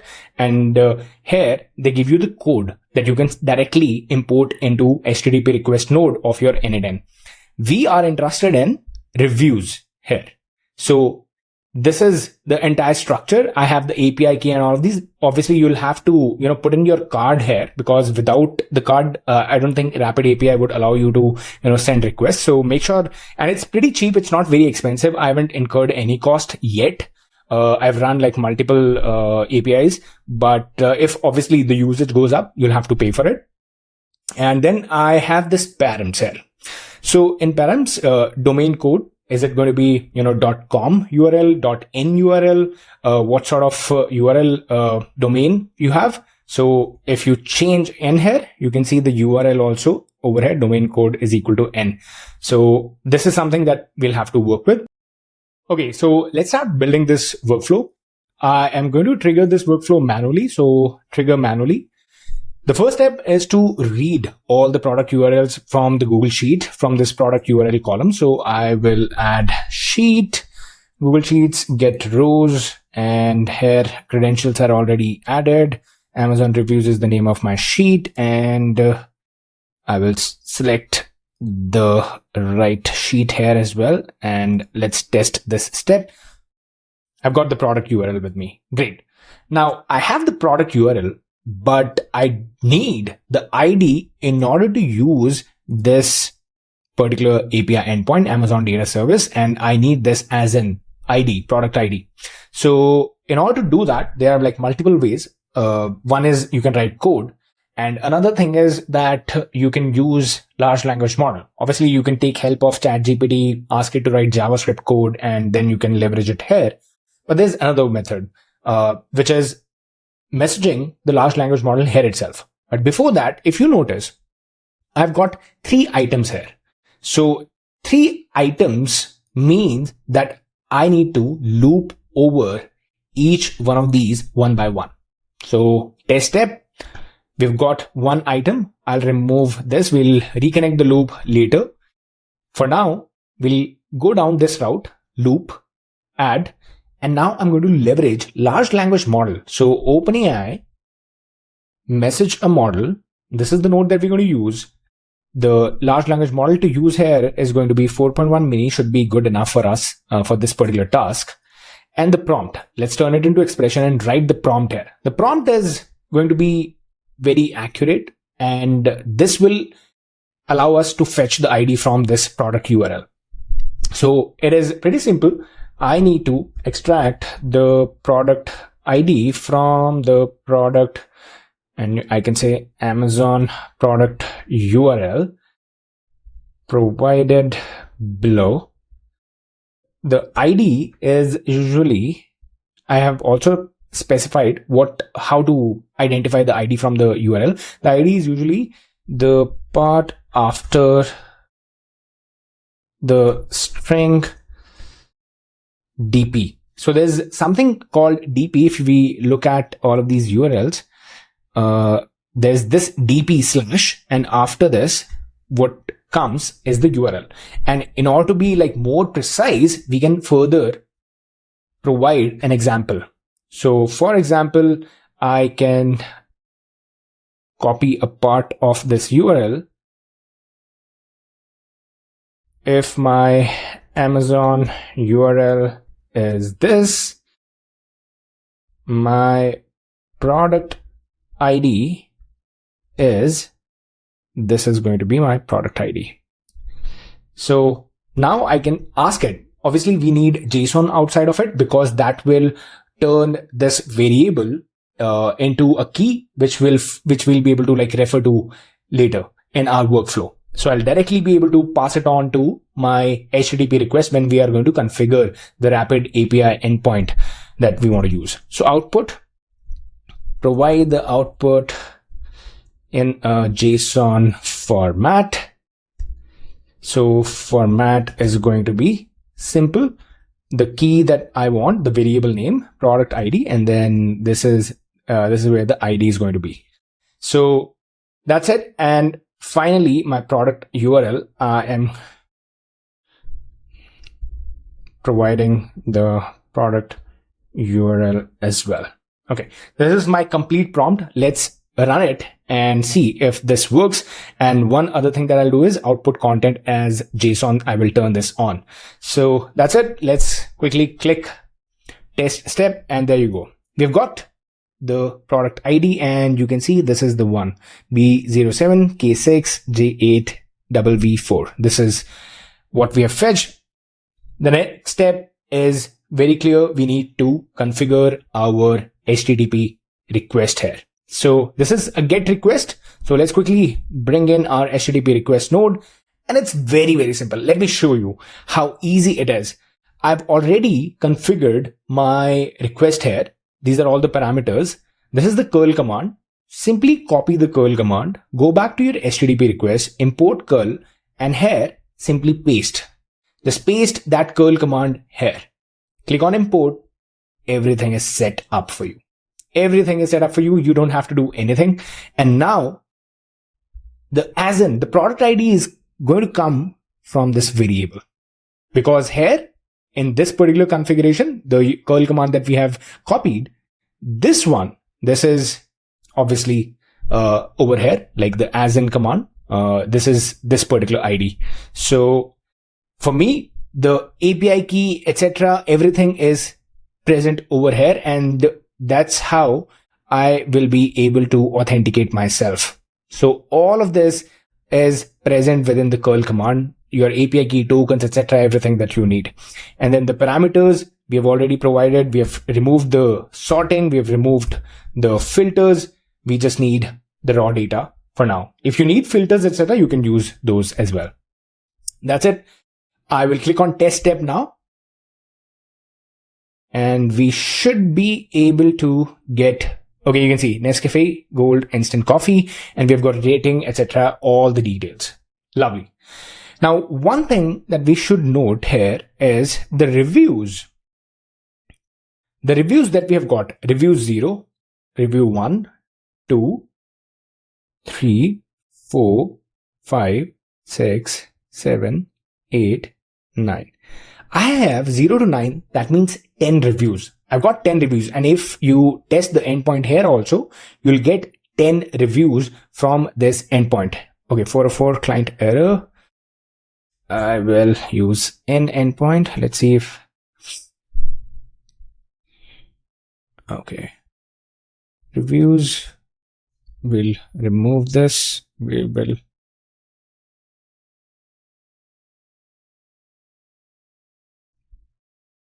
use this ID, test the endpoint here. And this time you can see we have 10 items. We have 10 items, and that's what we've got. We've got 10 reviews, which were there on the product page. So we've got a lot of detail: number of reviews, number of ratings, product rating 4.5 out of 5, and then review summary, how many people 5-star, the percentages, what percentage of people have given 5-star rating, 4-star rating, 3-star rating, so on and so forth. Now all we have to do is simply map all these things to our Google Sheet. But before that, another thing that's required for us is all these reviews. It's a number of items. It's an array. It's not one single text. We need to turn it into one single text blob. So in order to do that, we'll use the code. So within the code, all we have to do is here we can ask ChatGPT. I'll just simply open up ChatGPT here. All we need to do is copy this entire JSON, and here I can ask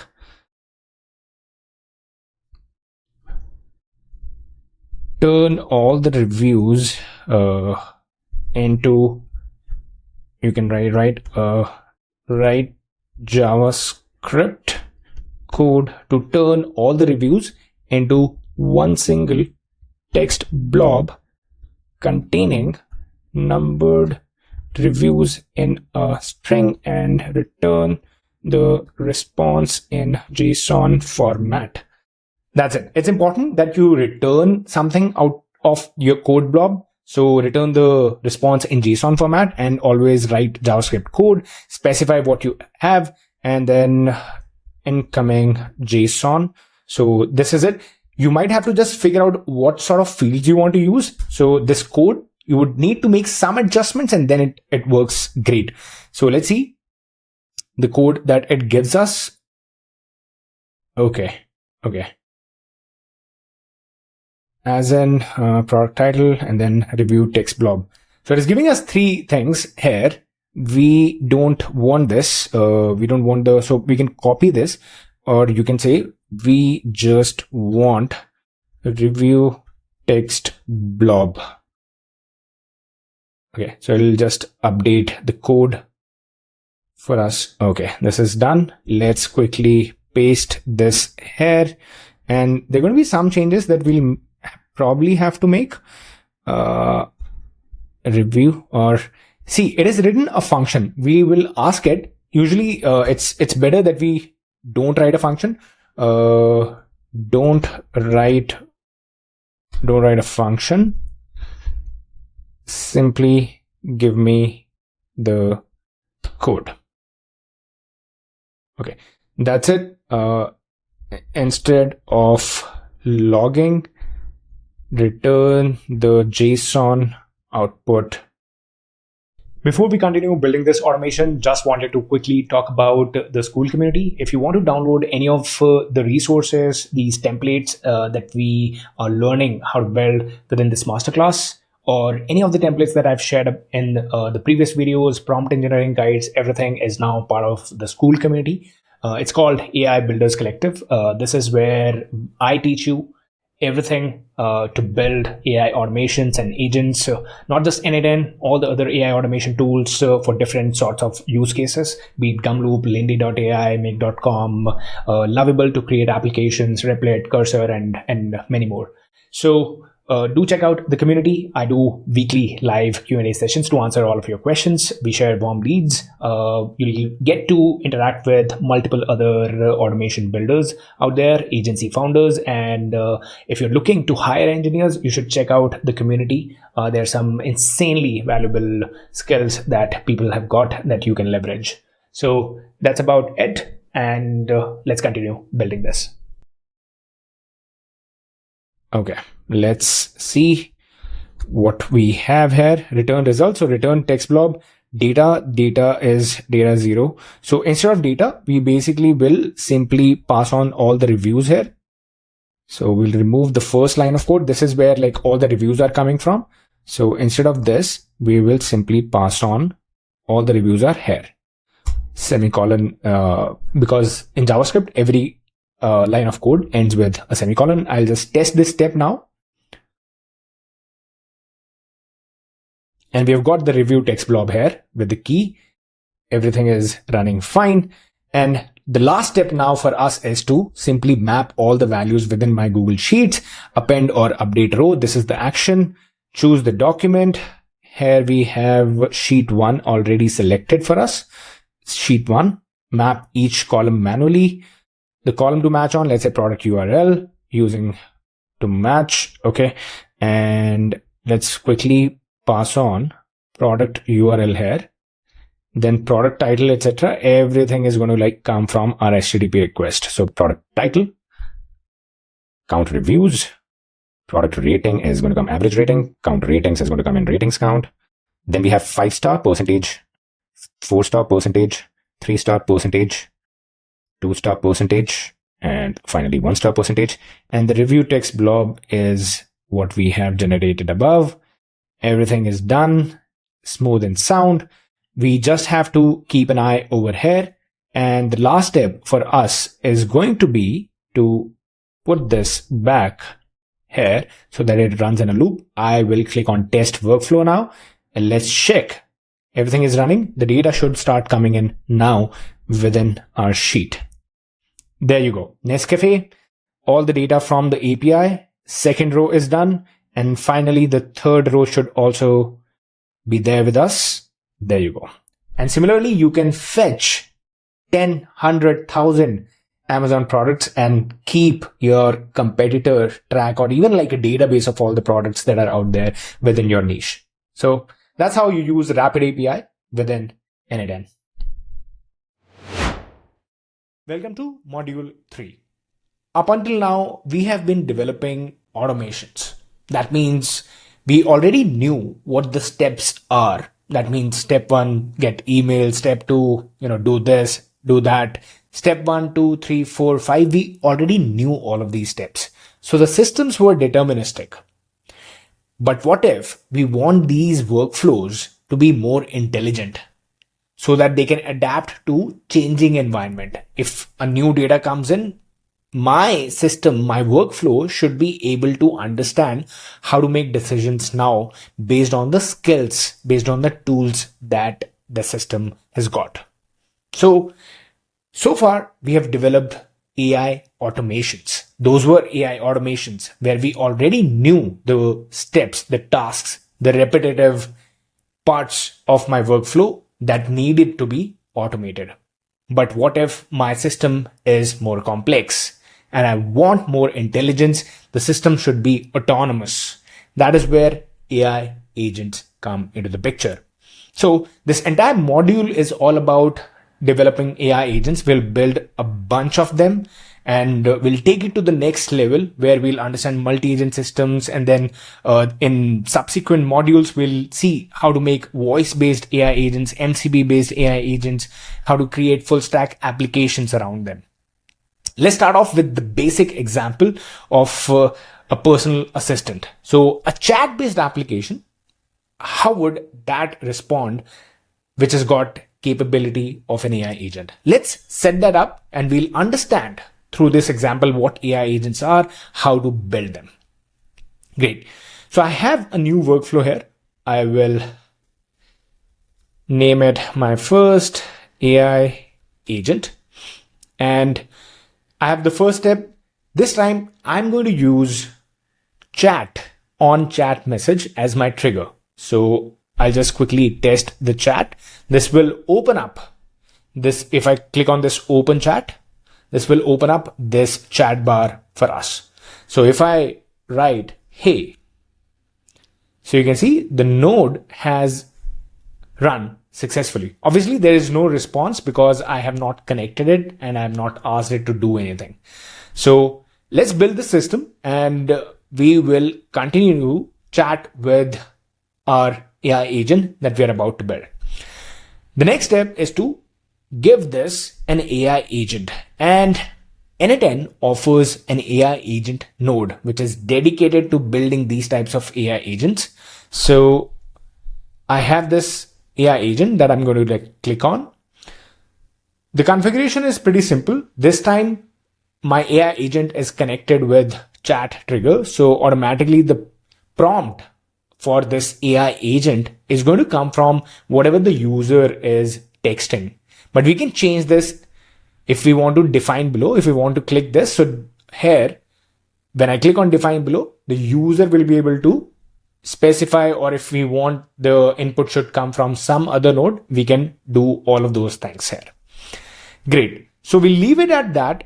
Later on, we'll add a system message for this AI agent as well. The system message is how this agent is supposed to behave. Just like you can think of a sales agent or a real estate agent. They already know what they're supposed to do, what sort of resources they are supposed to look at. So that's the kind of instruction that we have to provide in the system message of an AI agent. But let's come out and quickly try to understand what all we have in this AI agent. I'll turn off the chat for a while to quickly understand what this AI agent is all about. I've got a chat model, I've got a memory, and I've got tool. So there are three parts to this AI agent besides the configuration that we looked at. So chat model is the brain of this AI agent. So if we want to understand this, this is my AI agent. Now the AI agent has got three things. So just like any other agent, any other employee, you would have brain, or you can call it intelligence, that will provide the autonomous behavior to this AI agent. Then just like any other agent, this agent needs to have some skills. And this skill could be to write an email, write a blog. It could be to read emails and respond. It could be looking at the calendar, just like your personal assistant, all those things. So here, the skills are called tools. And lastly, just like I have brain, I also need to retain things. So I have memory as well. So memory to preserve context.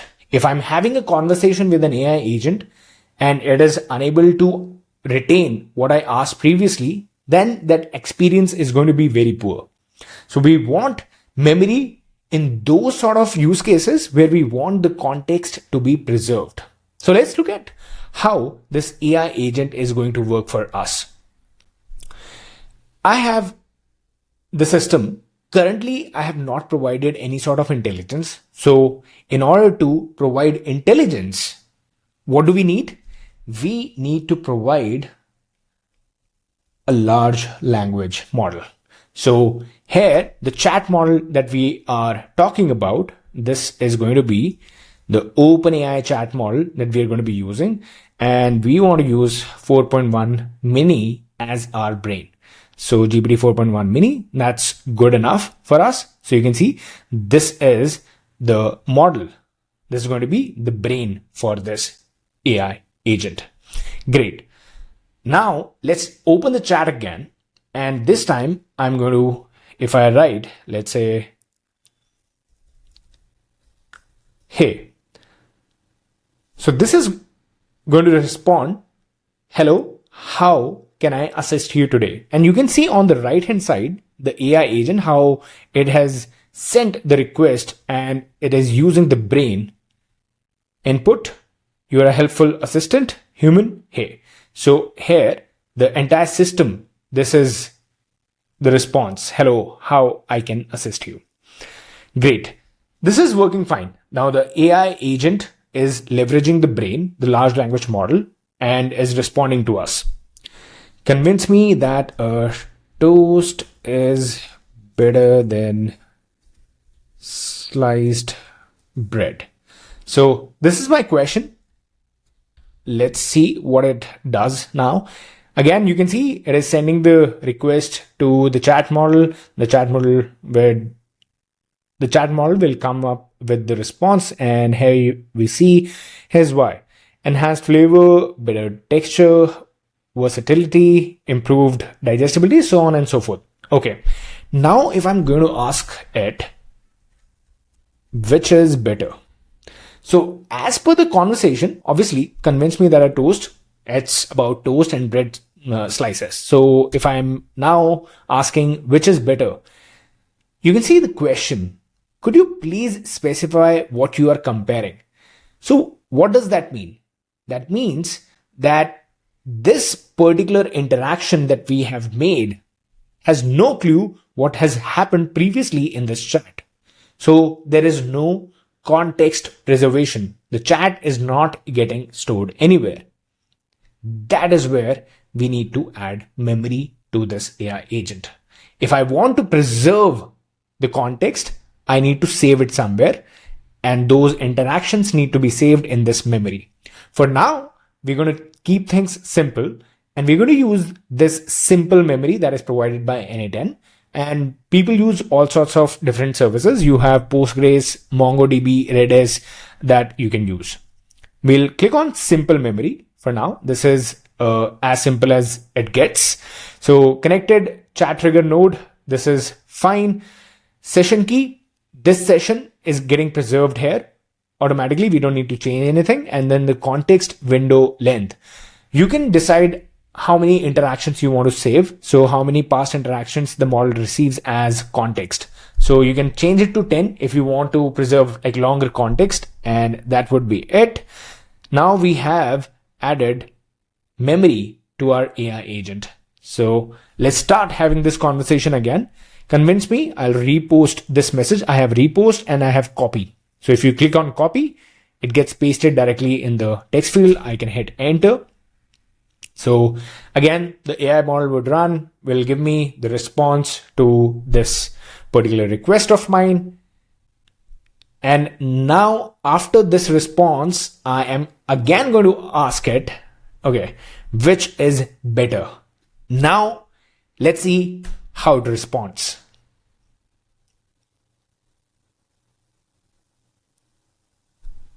So you can see memory has run, memory has provided all the context. So whether toast or plain sliced bread is better really depends on your personal preference.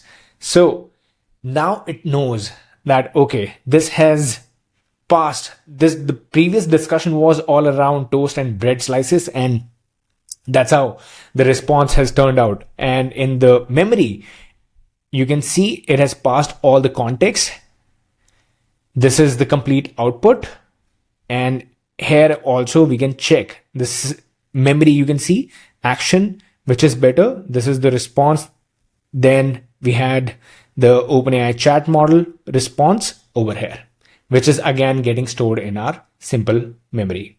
So the two steps, as you can see, the first step is retrieval, and the second step is once the interaction is completed, it gets saved back again into the simple memory. Great. Now I'm going to ask it to send an email to a friend of mine. Okay. Send an email to a friend whose ID is, let's say, work.harshit@gmail.com to ask them if they will come to the concert tomorrow. So this is my request. Send an email to a friend whose ID, I provided the email address, to ask them if they will come to the concert tomorrow. Okay, so let's see what happens here. It has given me this email, but it has not sent the email to anybody. And that is where we start talking about these tools. We need to add the capability to send, draft, label, to look at calendar, to look at internet, to search and give us the answers based on all of these interactions. So the first tool, if I want to send an email, if I want to provide the capability of sending an email to this AI agent, I need to add a tool. And this tool is my Gmail tool. So I've clicked on this plus. Now I'll click on Gmail tool. I've already added my credentials here. So you can obviously, at this point how to create new credentials. Tool description set automatically. This is fine. Resource message. I want to send a message. This is fine. To whom do we want to send the message? This here. What we'll do is we'll simply click on let the model define the parameter. So based on the interaction here, we have not been able to see, what the input field, there's no JSON, there's no variable that we can directly fetch it from. So I will let the model decide. So this is how you can leverage LLMs within n8n configuration as well. So n8n is pretty smart with these sort of AI features. I will click on this, defined automatically by the model. Similarly, based on the interaction, you can also pick the subject. You can click on this. Email type, we'll keep it text. Message, what sort of message?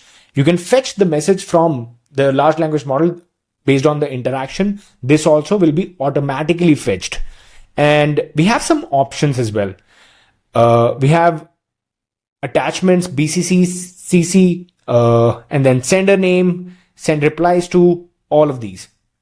We'll come back to these later on. Okay, this is fine. Now I have configured this Gmail send message. And what I'm going to do is repost this message. And let's see if our AI agent will be able to send message. So I've got an error here, Gmail send message. Let's see what the error is. Unable to sign without access token. Okay, I think we'll need to use a different account. Let's see if different credentials work. I'll repost this message. It's the credential issue that, okay, it's there again. Let's add new credentials quickly. Auth, sign in with Google, agent device. Okay, continue. Connection successful. Okay, this is done. Gmail account 8. I am going to rename this credential agent device email. Save. This is done. Now let's repost, and this time this should run successfully and send a message to work.harshit. All right, great. So this has run. I should now get an email at this address of mine. Let's look at this. I have this email over here, work.harshit. So this is the email that I have. Let's quickly refresh this page. And here you go. Will you come to concert tomorrow? So I've got an email here. Hi Harshit, I hope you're doing well. I wanted to ask you if you'll come to the concert tomorrow. It would be great. So you can see that best your name. So this is sketchy. And then here also it says this email was sent automatically with n8n. So we'd obviously want to remove these things. It should be as personalized as possible. So we'll go back here and look into our Gmail tool. Add options. You have this append n8n attribution. So click on this and we can turn this off. Now this will not show this sort of sign off at the bottom. And lastly, you see that the email was ended with the signature best your name. So in this case, now we're going to come back to the system prompt of this AI agent. So I will provide, we'll turn it into expression, and here we are going to provide, you're a helpful assistant who knows how to send emails. Always ask for email if not provided, and end the emails, or you can say sign off the email with best Harshit. That's it. And now if I repost this again, let's look at the email that we receive this time. I will refresh this and here we go. We have best Harshit, and you can see the n8n attribution. The bottom part is removed. It's no longer sent in the email. So that's it. That's the simplest agent that one can build. I hope the concept of AI agent is clear. Now it's time to build some killer agents. We'll look at that in the next video.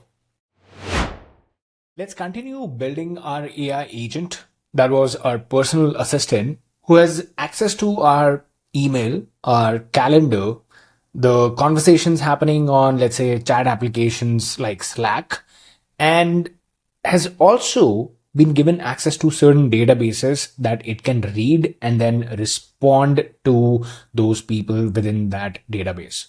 So let's see how this agent is going to evolve into a super personal assistant.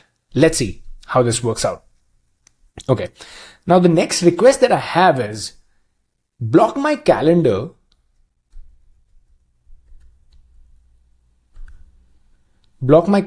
for 4 p.m. to 8 p.m. tomorrow. If this is the kind of request that I have, since I'm going to the concert, 4 p.m. for concert. If I hit this, obviously, let's see. Could you please provide me the email address or calendar service? So this agent does not have access to my calendar currently. So for this, we need to add another tool. So we'll click on this. We'll search for Google Calendar here. And from here, since we are creating an event, so blocking a calendar means we need to create a new event into my Google Calendar. And so the resource that we have is event, and the operation that we have to perform is creation of a new event from the calendar. And from here, I can choose the calendar that I want to use. Then I need to specify the start time and end time. Currently, you can see that they've written JavaScript. This is the function that I can use $now. There are a few variables that n8n offers. So now is the current date and time. And similarly for +1 hour is, time after 1 hour from this current time. So we don't want that. We want whatever the user is asking for, that time should be captured here. So instead of this, I'll just click on let the model define the parameter for start and end time both. Then we have some additional fields as well at the bottom. And from here, we'll pick summary. So here also I'll click on let the model decide what the summary of that event is going to be. And if there are like any attendees, I'd want some attendees as well, which again is going to be captured by AI automatically here. Great. So now I should be able to create events using this Google Calendar tool. So if I repost this message and look at my calendar, okay. So here is the same thing. This Google Calendar node has not run.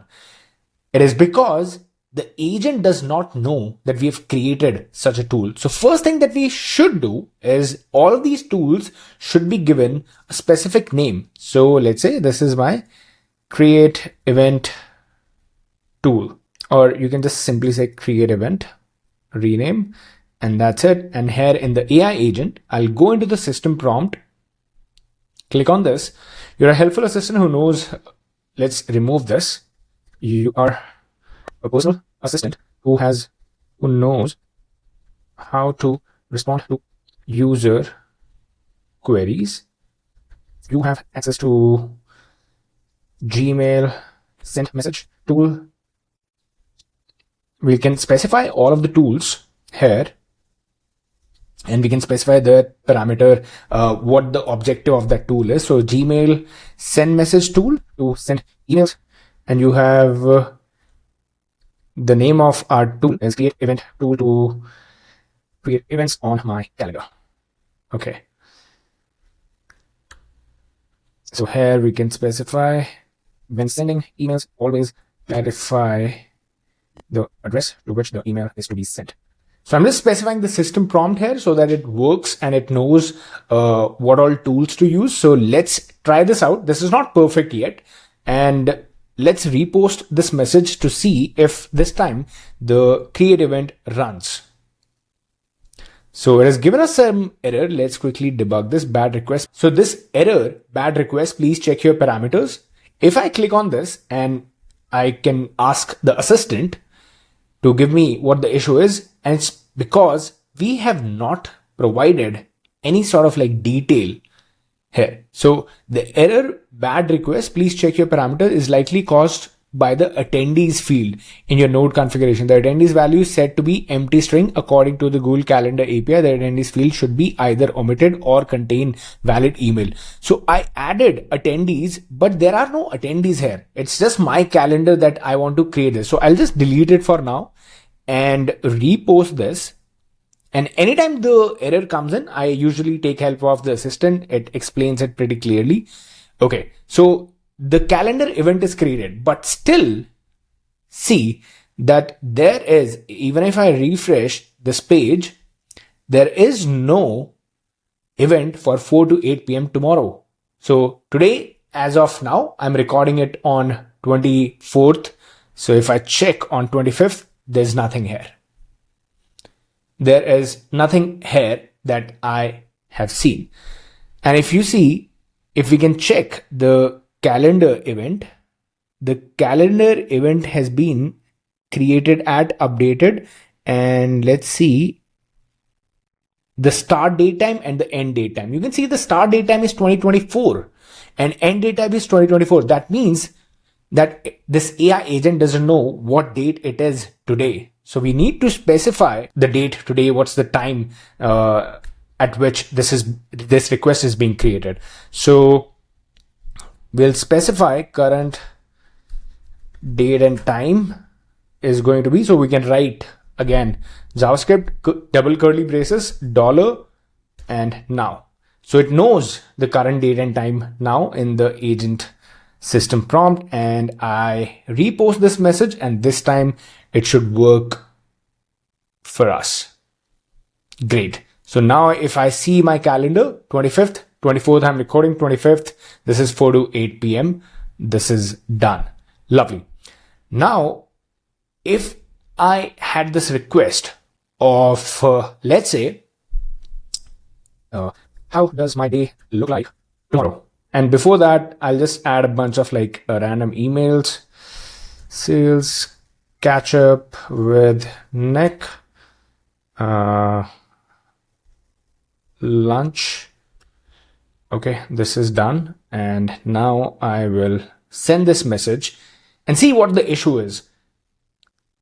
I think most of you would be able to tell why this is not going to work. I currently don't have access to your calendar details if you'd like.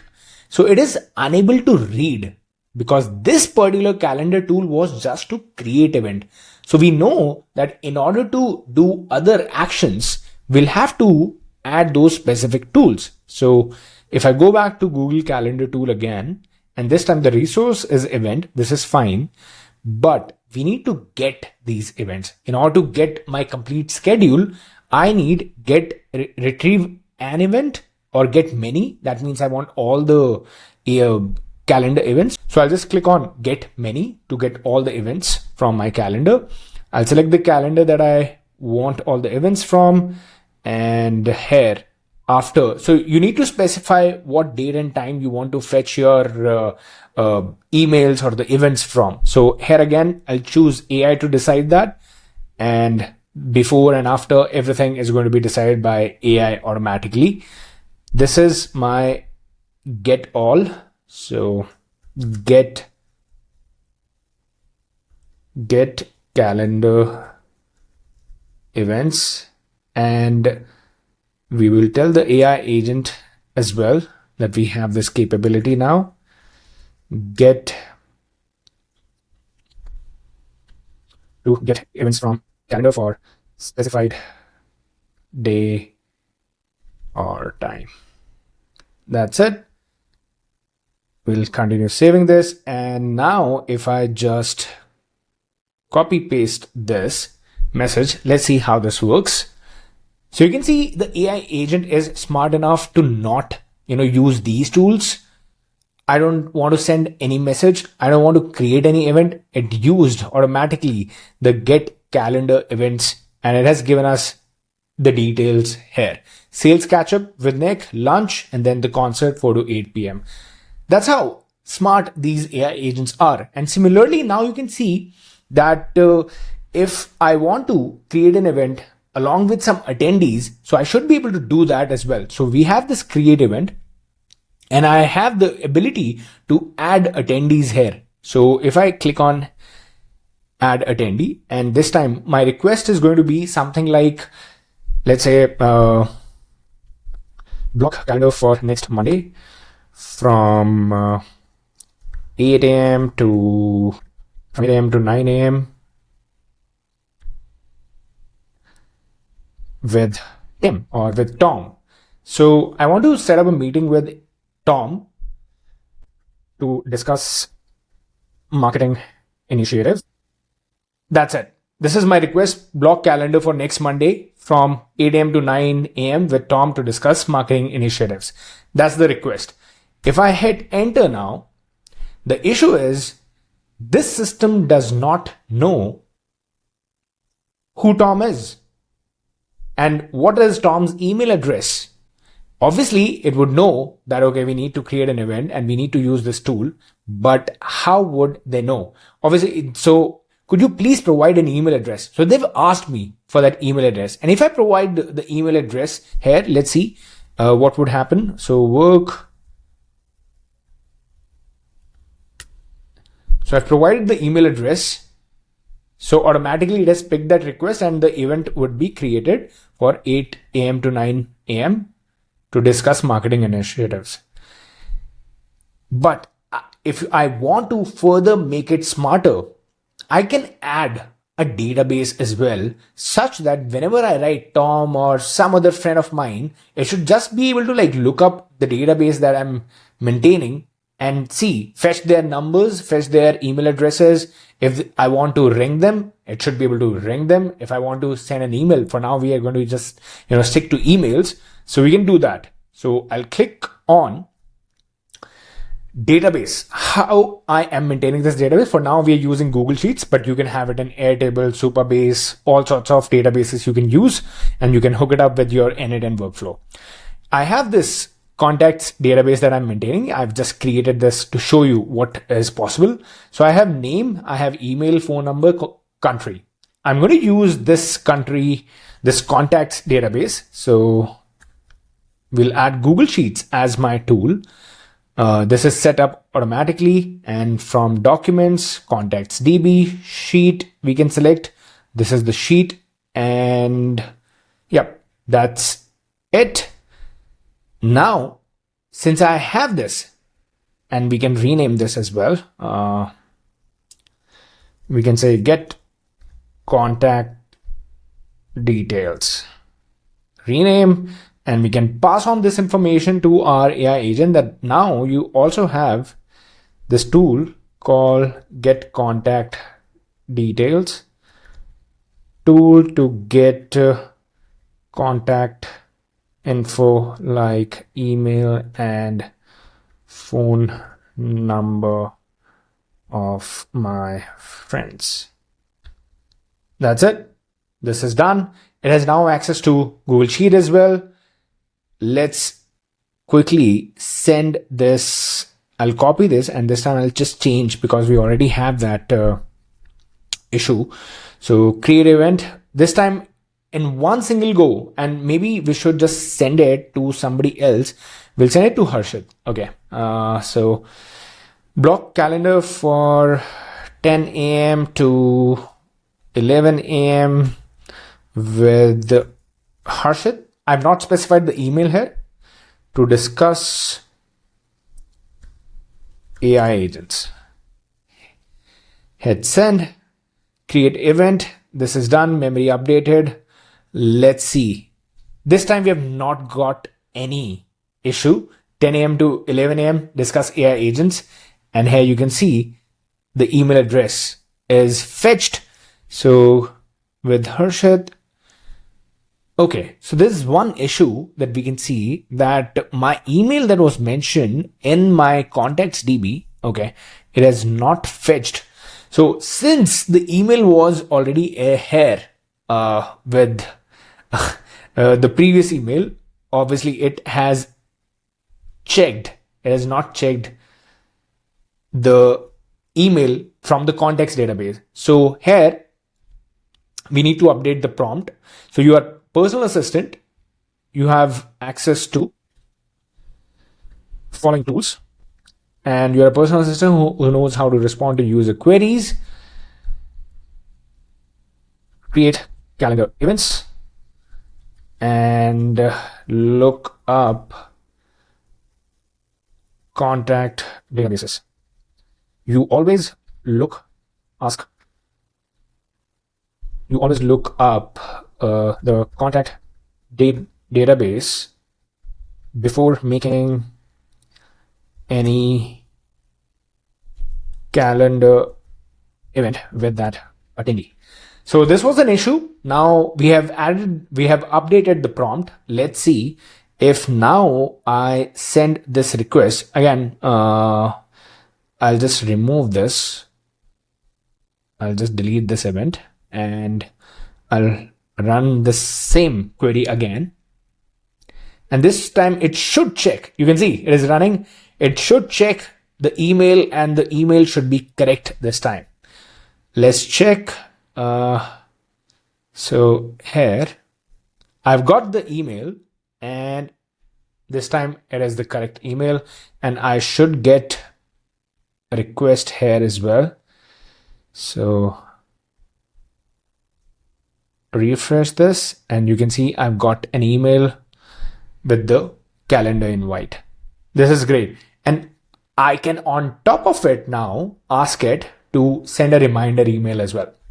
So the issue is that the number of skills or the number of tools are increasing. And that is where we start thinking about if we should have, a dedicated person who's always on top of our calendar, somebody who knows inside and out about all the emails. Currently, we have the capability to just send email.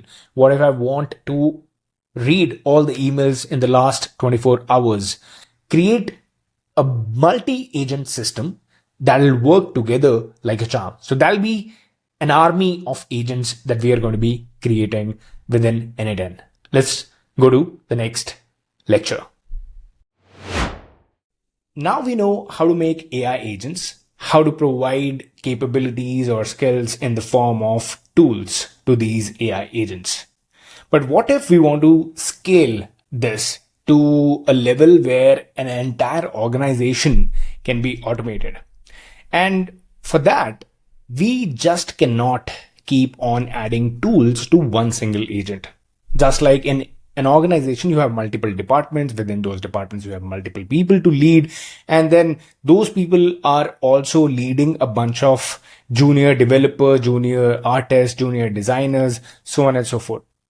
So we need to learn how to create multi-agent systems. And that's what we are going to learn in this lecture. It's very easy. n8n has provided a complete system of how you can make 2-3 more agents talk to each other. So we already have the Gmail tool added, the create event, get calendar events. We'll try to extend this functionality to a multi-agent system where one agent is responsible just to handle, let's say, Gmail. It's going to be my ninja personal assistant. Another agent would be just to handle all sorts of things to do with Google Calendar. Then your project management software, let's say there is one project manager that you want for yourself. That could be, handling your entire like Asana tools, Asana tasks, and create task, update task, get task, all sorts of things. And then there could be some research agent which has access to internet, because these large language models, they do not have access to internet. So together, we'll try to create a personal assistant which is going to interact with 3 or 4 different types of agents further.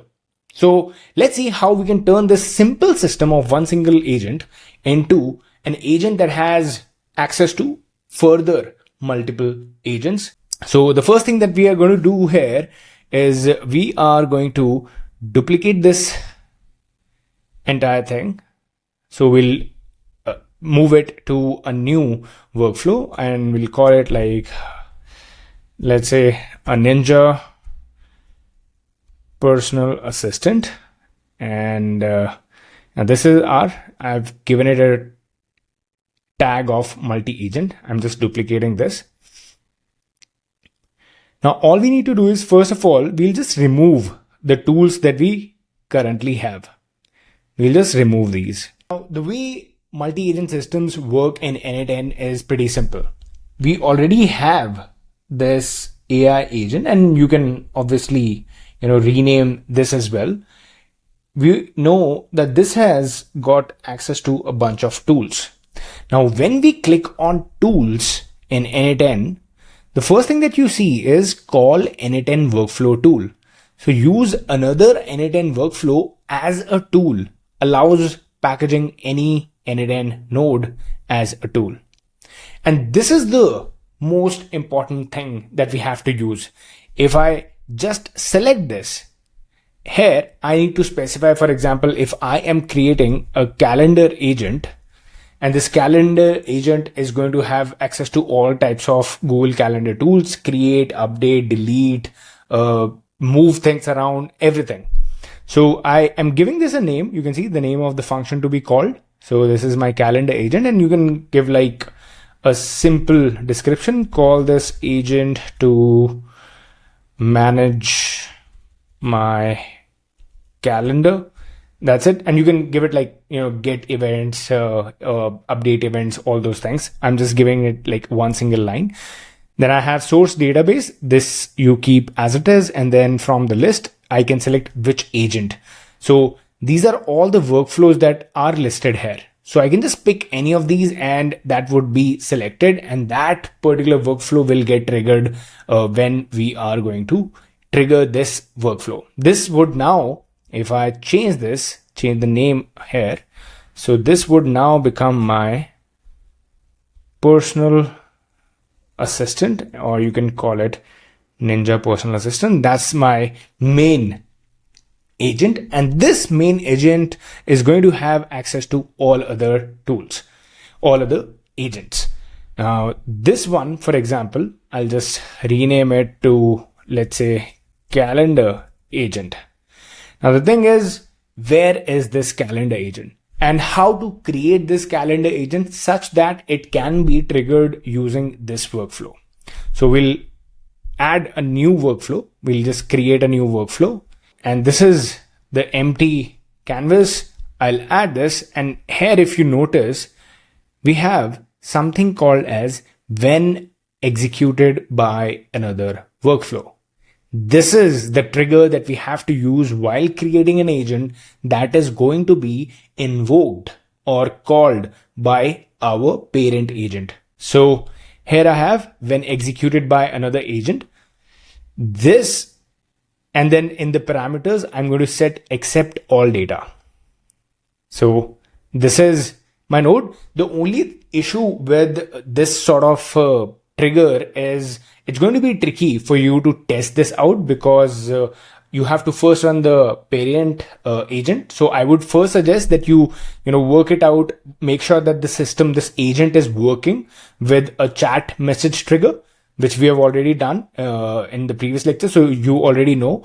So use a chat message trigger to test the AI agent first. And then once you're sure that, okay, this is working smoothly, everything is fine, and now you can invoke it or, configure it in such a way that a parent agent can call this, then you just simply replace that chat message trigger with this when executed by another workflow trigger. That's all. Now you simply start adding your AI agent capabilities here. So connected chat trigger node, no, we are going to define below. Expression, here we are just JSON. So this query, this trigger is going to pass on the query, the user query to this AI agent. And that's why I'm just fetching at JSON.query directly from here. And within this AI agent, now if I am creating, this is my calendar agent, I can rename this workflow as well as the calendar agent. So this is my calendar agent, and I can continue to add like tools here, all sorts of Google Calendar tools I can add. So for example, if I want like create event, now we already know how to do that. I'll select my calendar, AI, add fields. You want, now there could be multiple things that you would want. So one event you can create with attendees, and there could be some personal events that you might want to create. So you'll have to think of all the different types of Google Calendar events that you are going to create. So let's say this one is simple. Create event without attendees.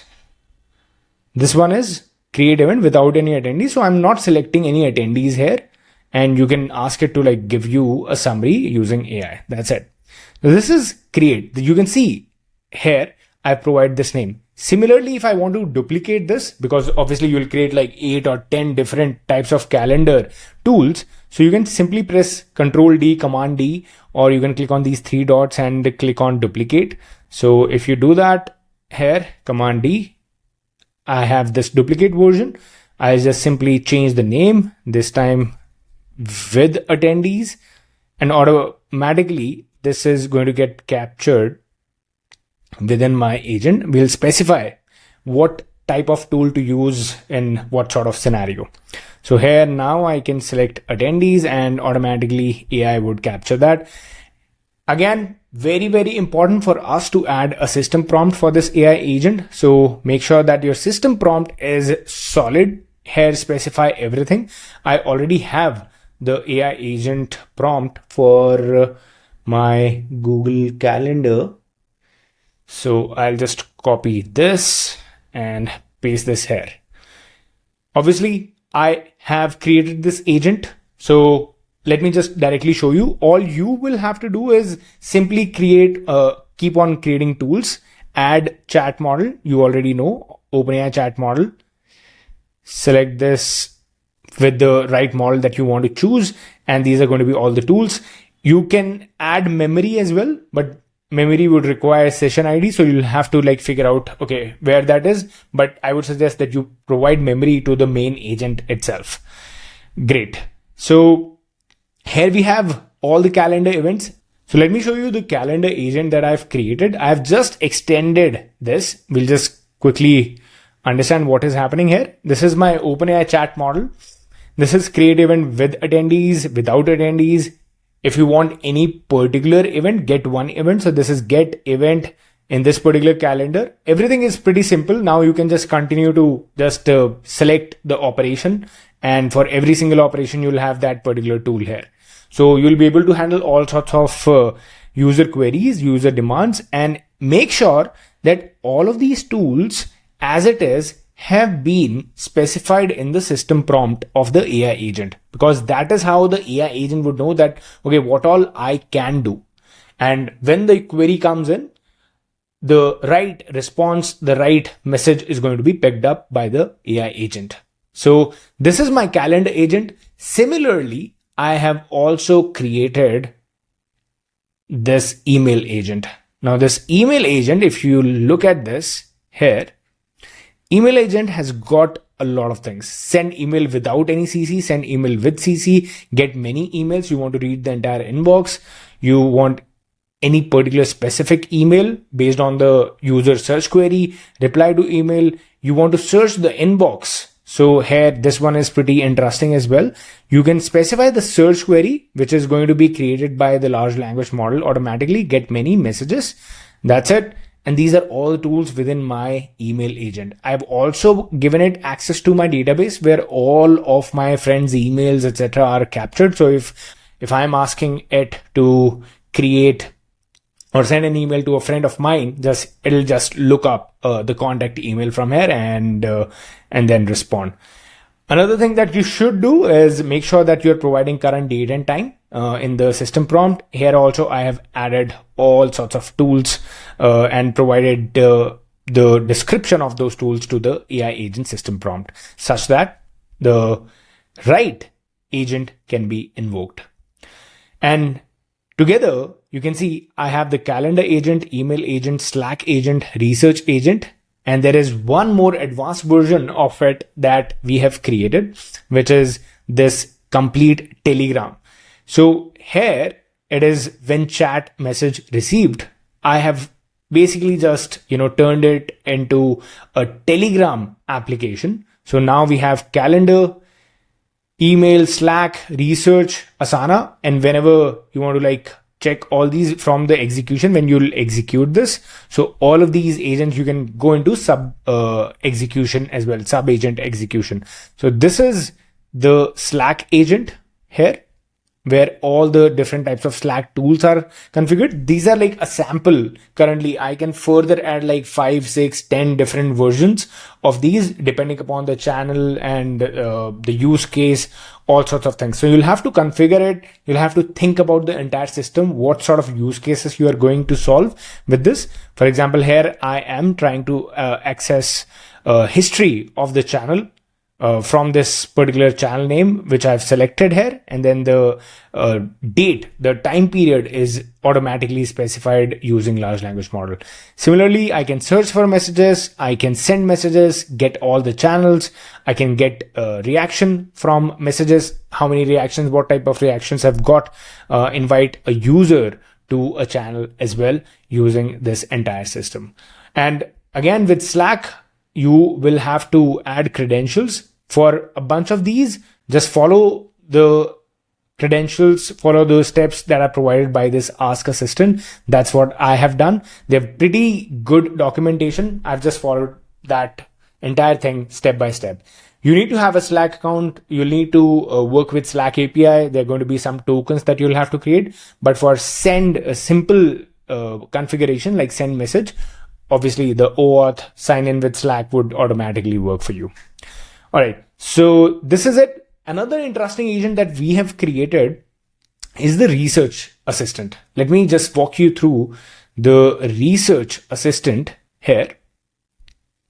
In the research assistant, it basically captures the user's query, and based on the type of query it is, if it is sensitive data, research type report that we have to create, then we have Perplexity search. So we're using Perplexity's Sonar API to conduct the research on whatever the user is asking for. And if it is like sensitive information, we want accurate thing. If it is something like weather, like a quick check from the internet, a quick lookup, then we have Tavily search.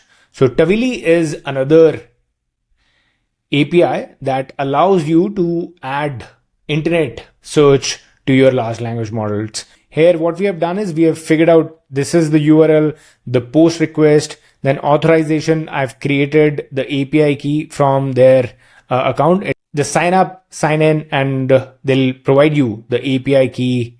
And then here you have in the personal overview, you'll see your API key generated. It's pretty simple to configure. If you want to see, this is my Tavily search setup. I'm sending a post request to this URL, authentication none. Here in the headers, I have specified authorization using field below, and here I've specified my Tavily key. And then for body, in the body, I'm just sending the query value, which is automatically selected by the model itself. That's it. That's my Tavily setup. And similarly for Perplexity, this is the post request. Here also, if you see the API reference, they have the curl command. From this curl command, I've been able to figure out how this is going to work. So authorization, create your API key from Perplexity, and automatically here, the entire query gets captured as a user query. You can further, if you want, you can change it depending upon what is coming in the mapping. So you'll have to test it. There are going to be multiple steps within this, and then together, when you pull everything in, you'll have to go into individual system prompts of each of these agents to make sure that these are nailed. So the prompts, etc., everything, you'll be able to, capture that from the community if you need like all of these templates. But yeah, everything here, whatever you've seen, it's been created like step by step. Now we have all of these, we've looked at all of these agents, how they're working, the system prompts, and now we have to simply pull it all together in our Telegram application. All right, so here I have my Telegram application, which is integrated. By the way, to integrate Telegram, you simply have to use the Telegram trigger. Let me just show you in a separate workflow. Here, let's create a new workflow. And if you want to use Telegram as your trigger, so as soon as I start receiving a message, the workflow should get triggered. So here in the Telegram trigger, I have on message. I'm using this one, on message received. I've already added my credentials. So you'll have to, create this access token. And for that, the process remains same. You can ask assistant, open the documentation, and the documentation is pretty straightforward. Telegram offers this bot father, so make sure that you first install application on your phone or on your laptop, on your machine, enter this command, and I've just followed these steps and I was able to generate my access token and I pasted it here, and that's how you see this Telegram account connected with my node. That's it. This is the same trigger. Then I added AI agent. Everything else is here. All of these agents are now connected and they're all invoked by another workflow. That means this is my main workflow, main AI agent that is managing all of these calendar, email. This is my complete like multi-agent system that I've created. And finally, the output of this AI agent, once the request has been processed using whatever tools, the output is then getting sent.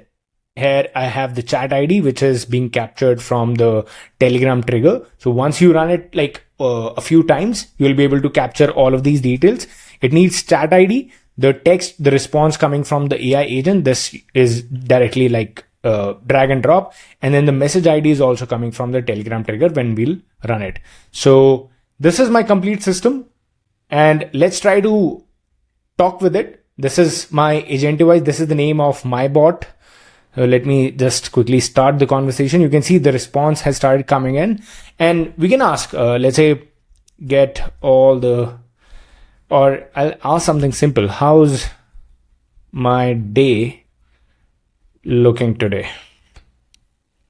So this particular workflow is currently active. If I had to test it, I would put it on inactive and then I will run it step by step. I'll click on this test workflow and then it'll start working. So you can see it has returned a response, your day today, 25th May, as of the time of this recording. So now I can show you my calendar. So this is what my calendar looks like for 25th. You can see there's coffee meeting, edit the video, lunch, and then we have a meeting with Shashank. Okay, so we've got these 4 meetings that it has captured, and automatically if you see the execution, this is editor. You can check the executions from here. At the top, this is going to be the latest execution that you will see. So you can see that AI agent has invoked calendar agent automatically. Similarly, I can ask, are there any critical emails to look at? So this is going to, again, this time it's going to be like the email agent. Let's look at the execution side by side. So this is currently running, succeeded. There are currently no unread emails marked as critical or high priority in the inbox. Okay. Can you give me a summary of all the emails in last 12 hours? So this is like a more specific request. It is going to capture all the emails. Let's also look at the sub execution of what is happening. We can also look at like the individual email agents and check their executions.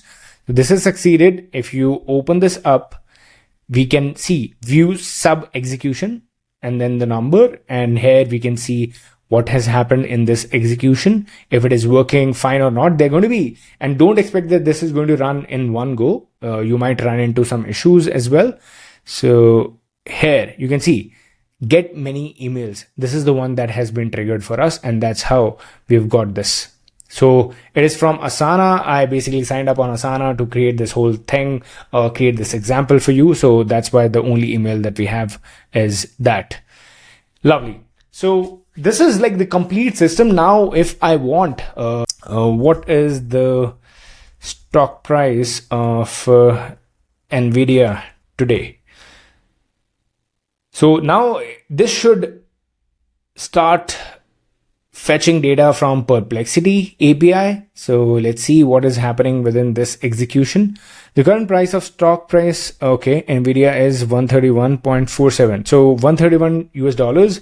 So if I check if the information is correct or not, it is. So Google is showing 131.29, which is fair. Like there could be like some changes up and down. I think this information should be good enough for us. Great.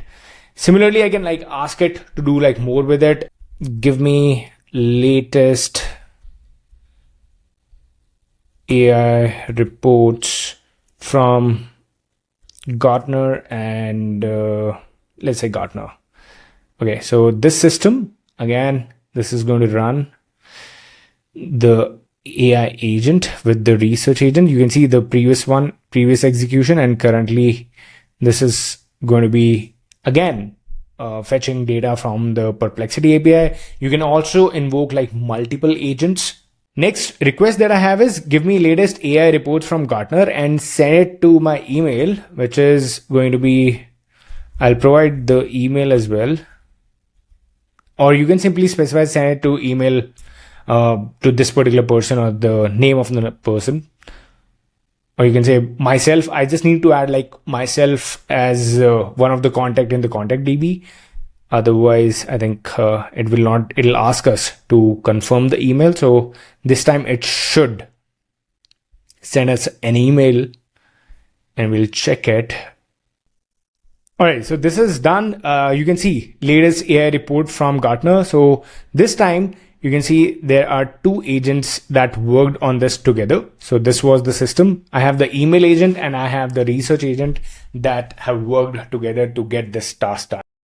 And there you go. You've created a multi-agent system now. You started off from the very basic, creating simple automations, and then you started creating these AI agents. You know how to work with APIs. You know how to leverage all sorts of data transformation tools. And this is the journey that you've captured. Now it's time to move on to the next level. That is creating some high ROI, very practical use cases, solving those sort of problems that people actually want and they are ready to pay for it. So that's going to be the next step. In the next masterclass, we are going to take this to the next level where we are solving only real world use cases, real world problems. So enjoy and show me what you can build with n8n in the community. I'm there spending most of my time with the community members.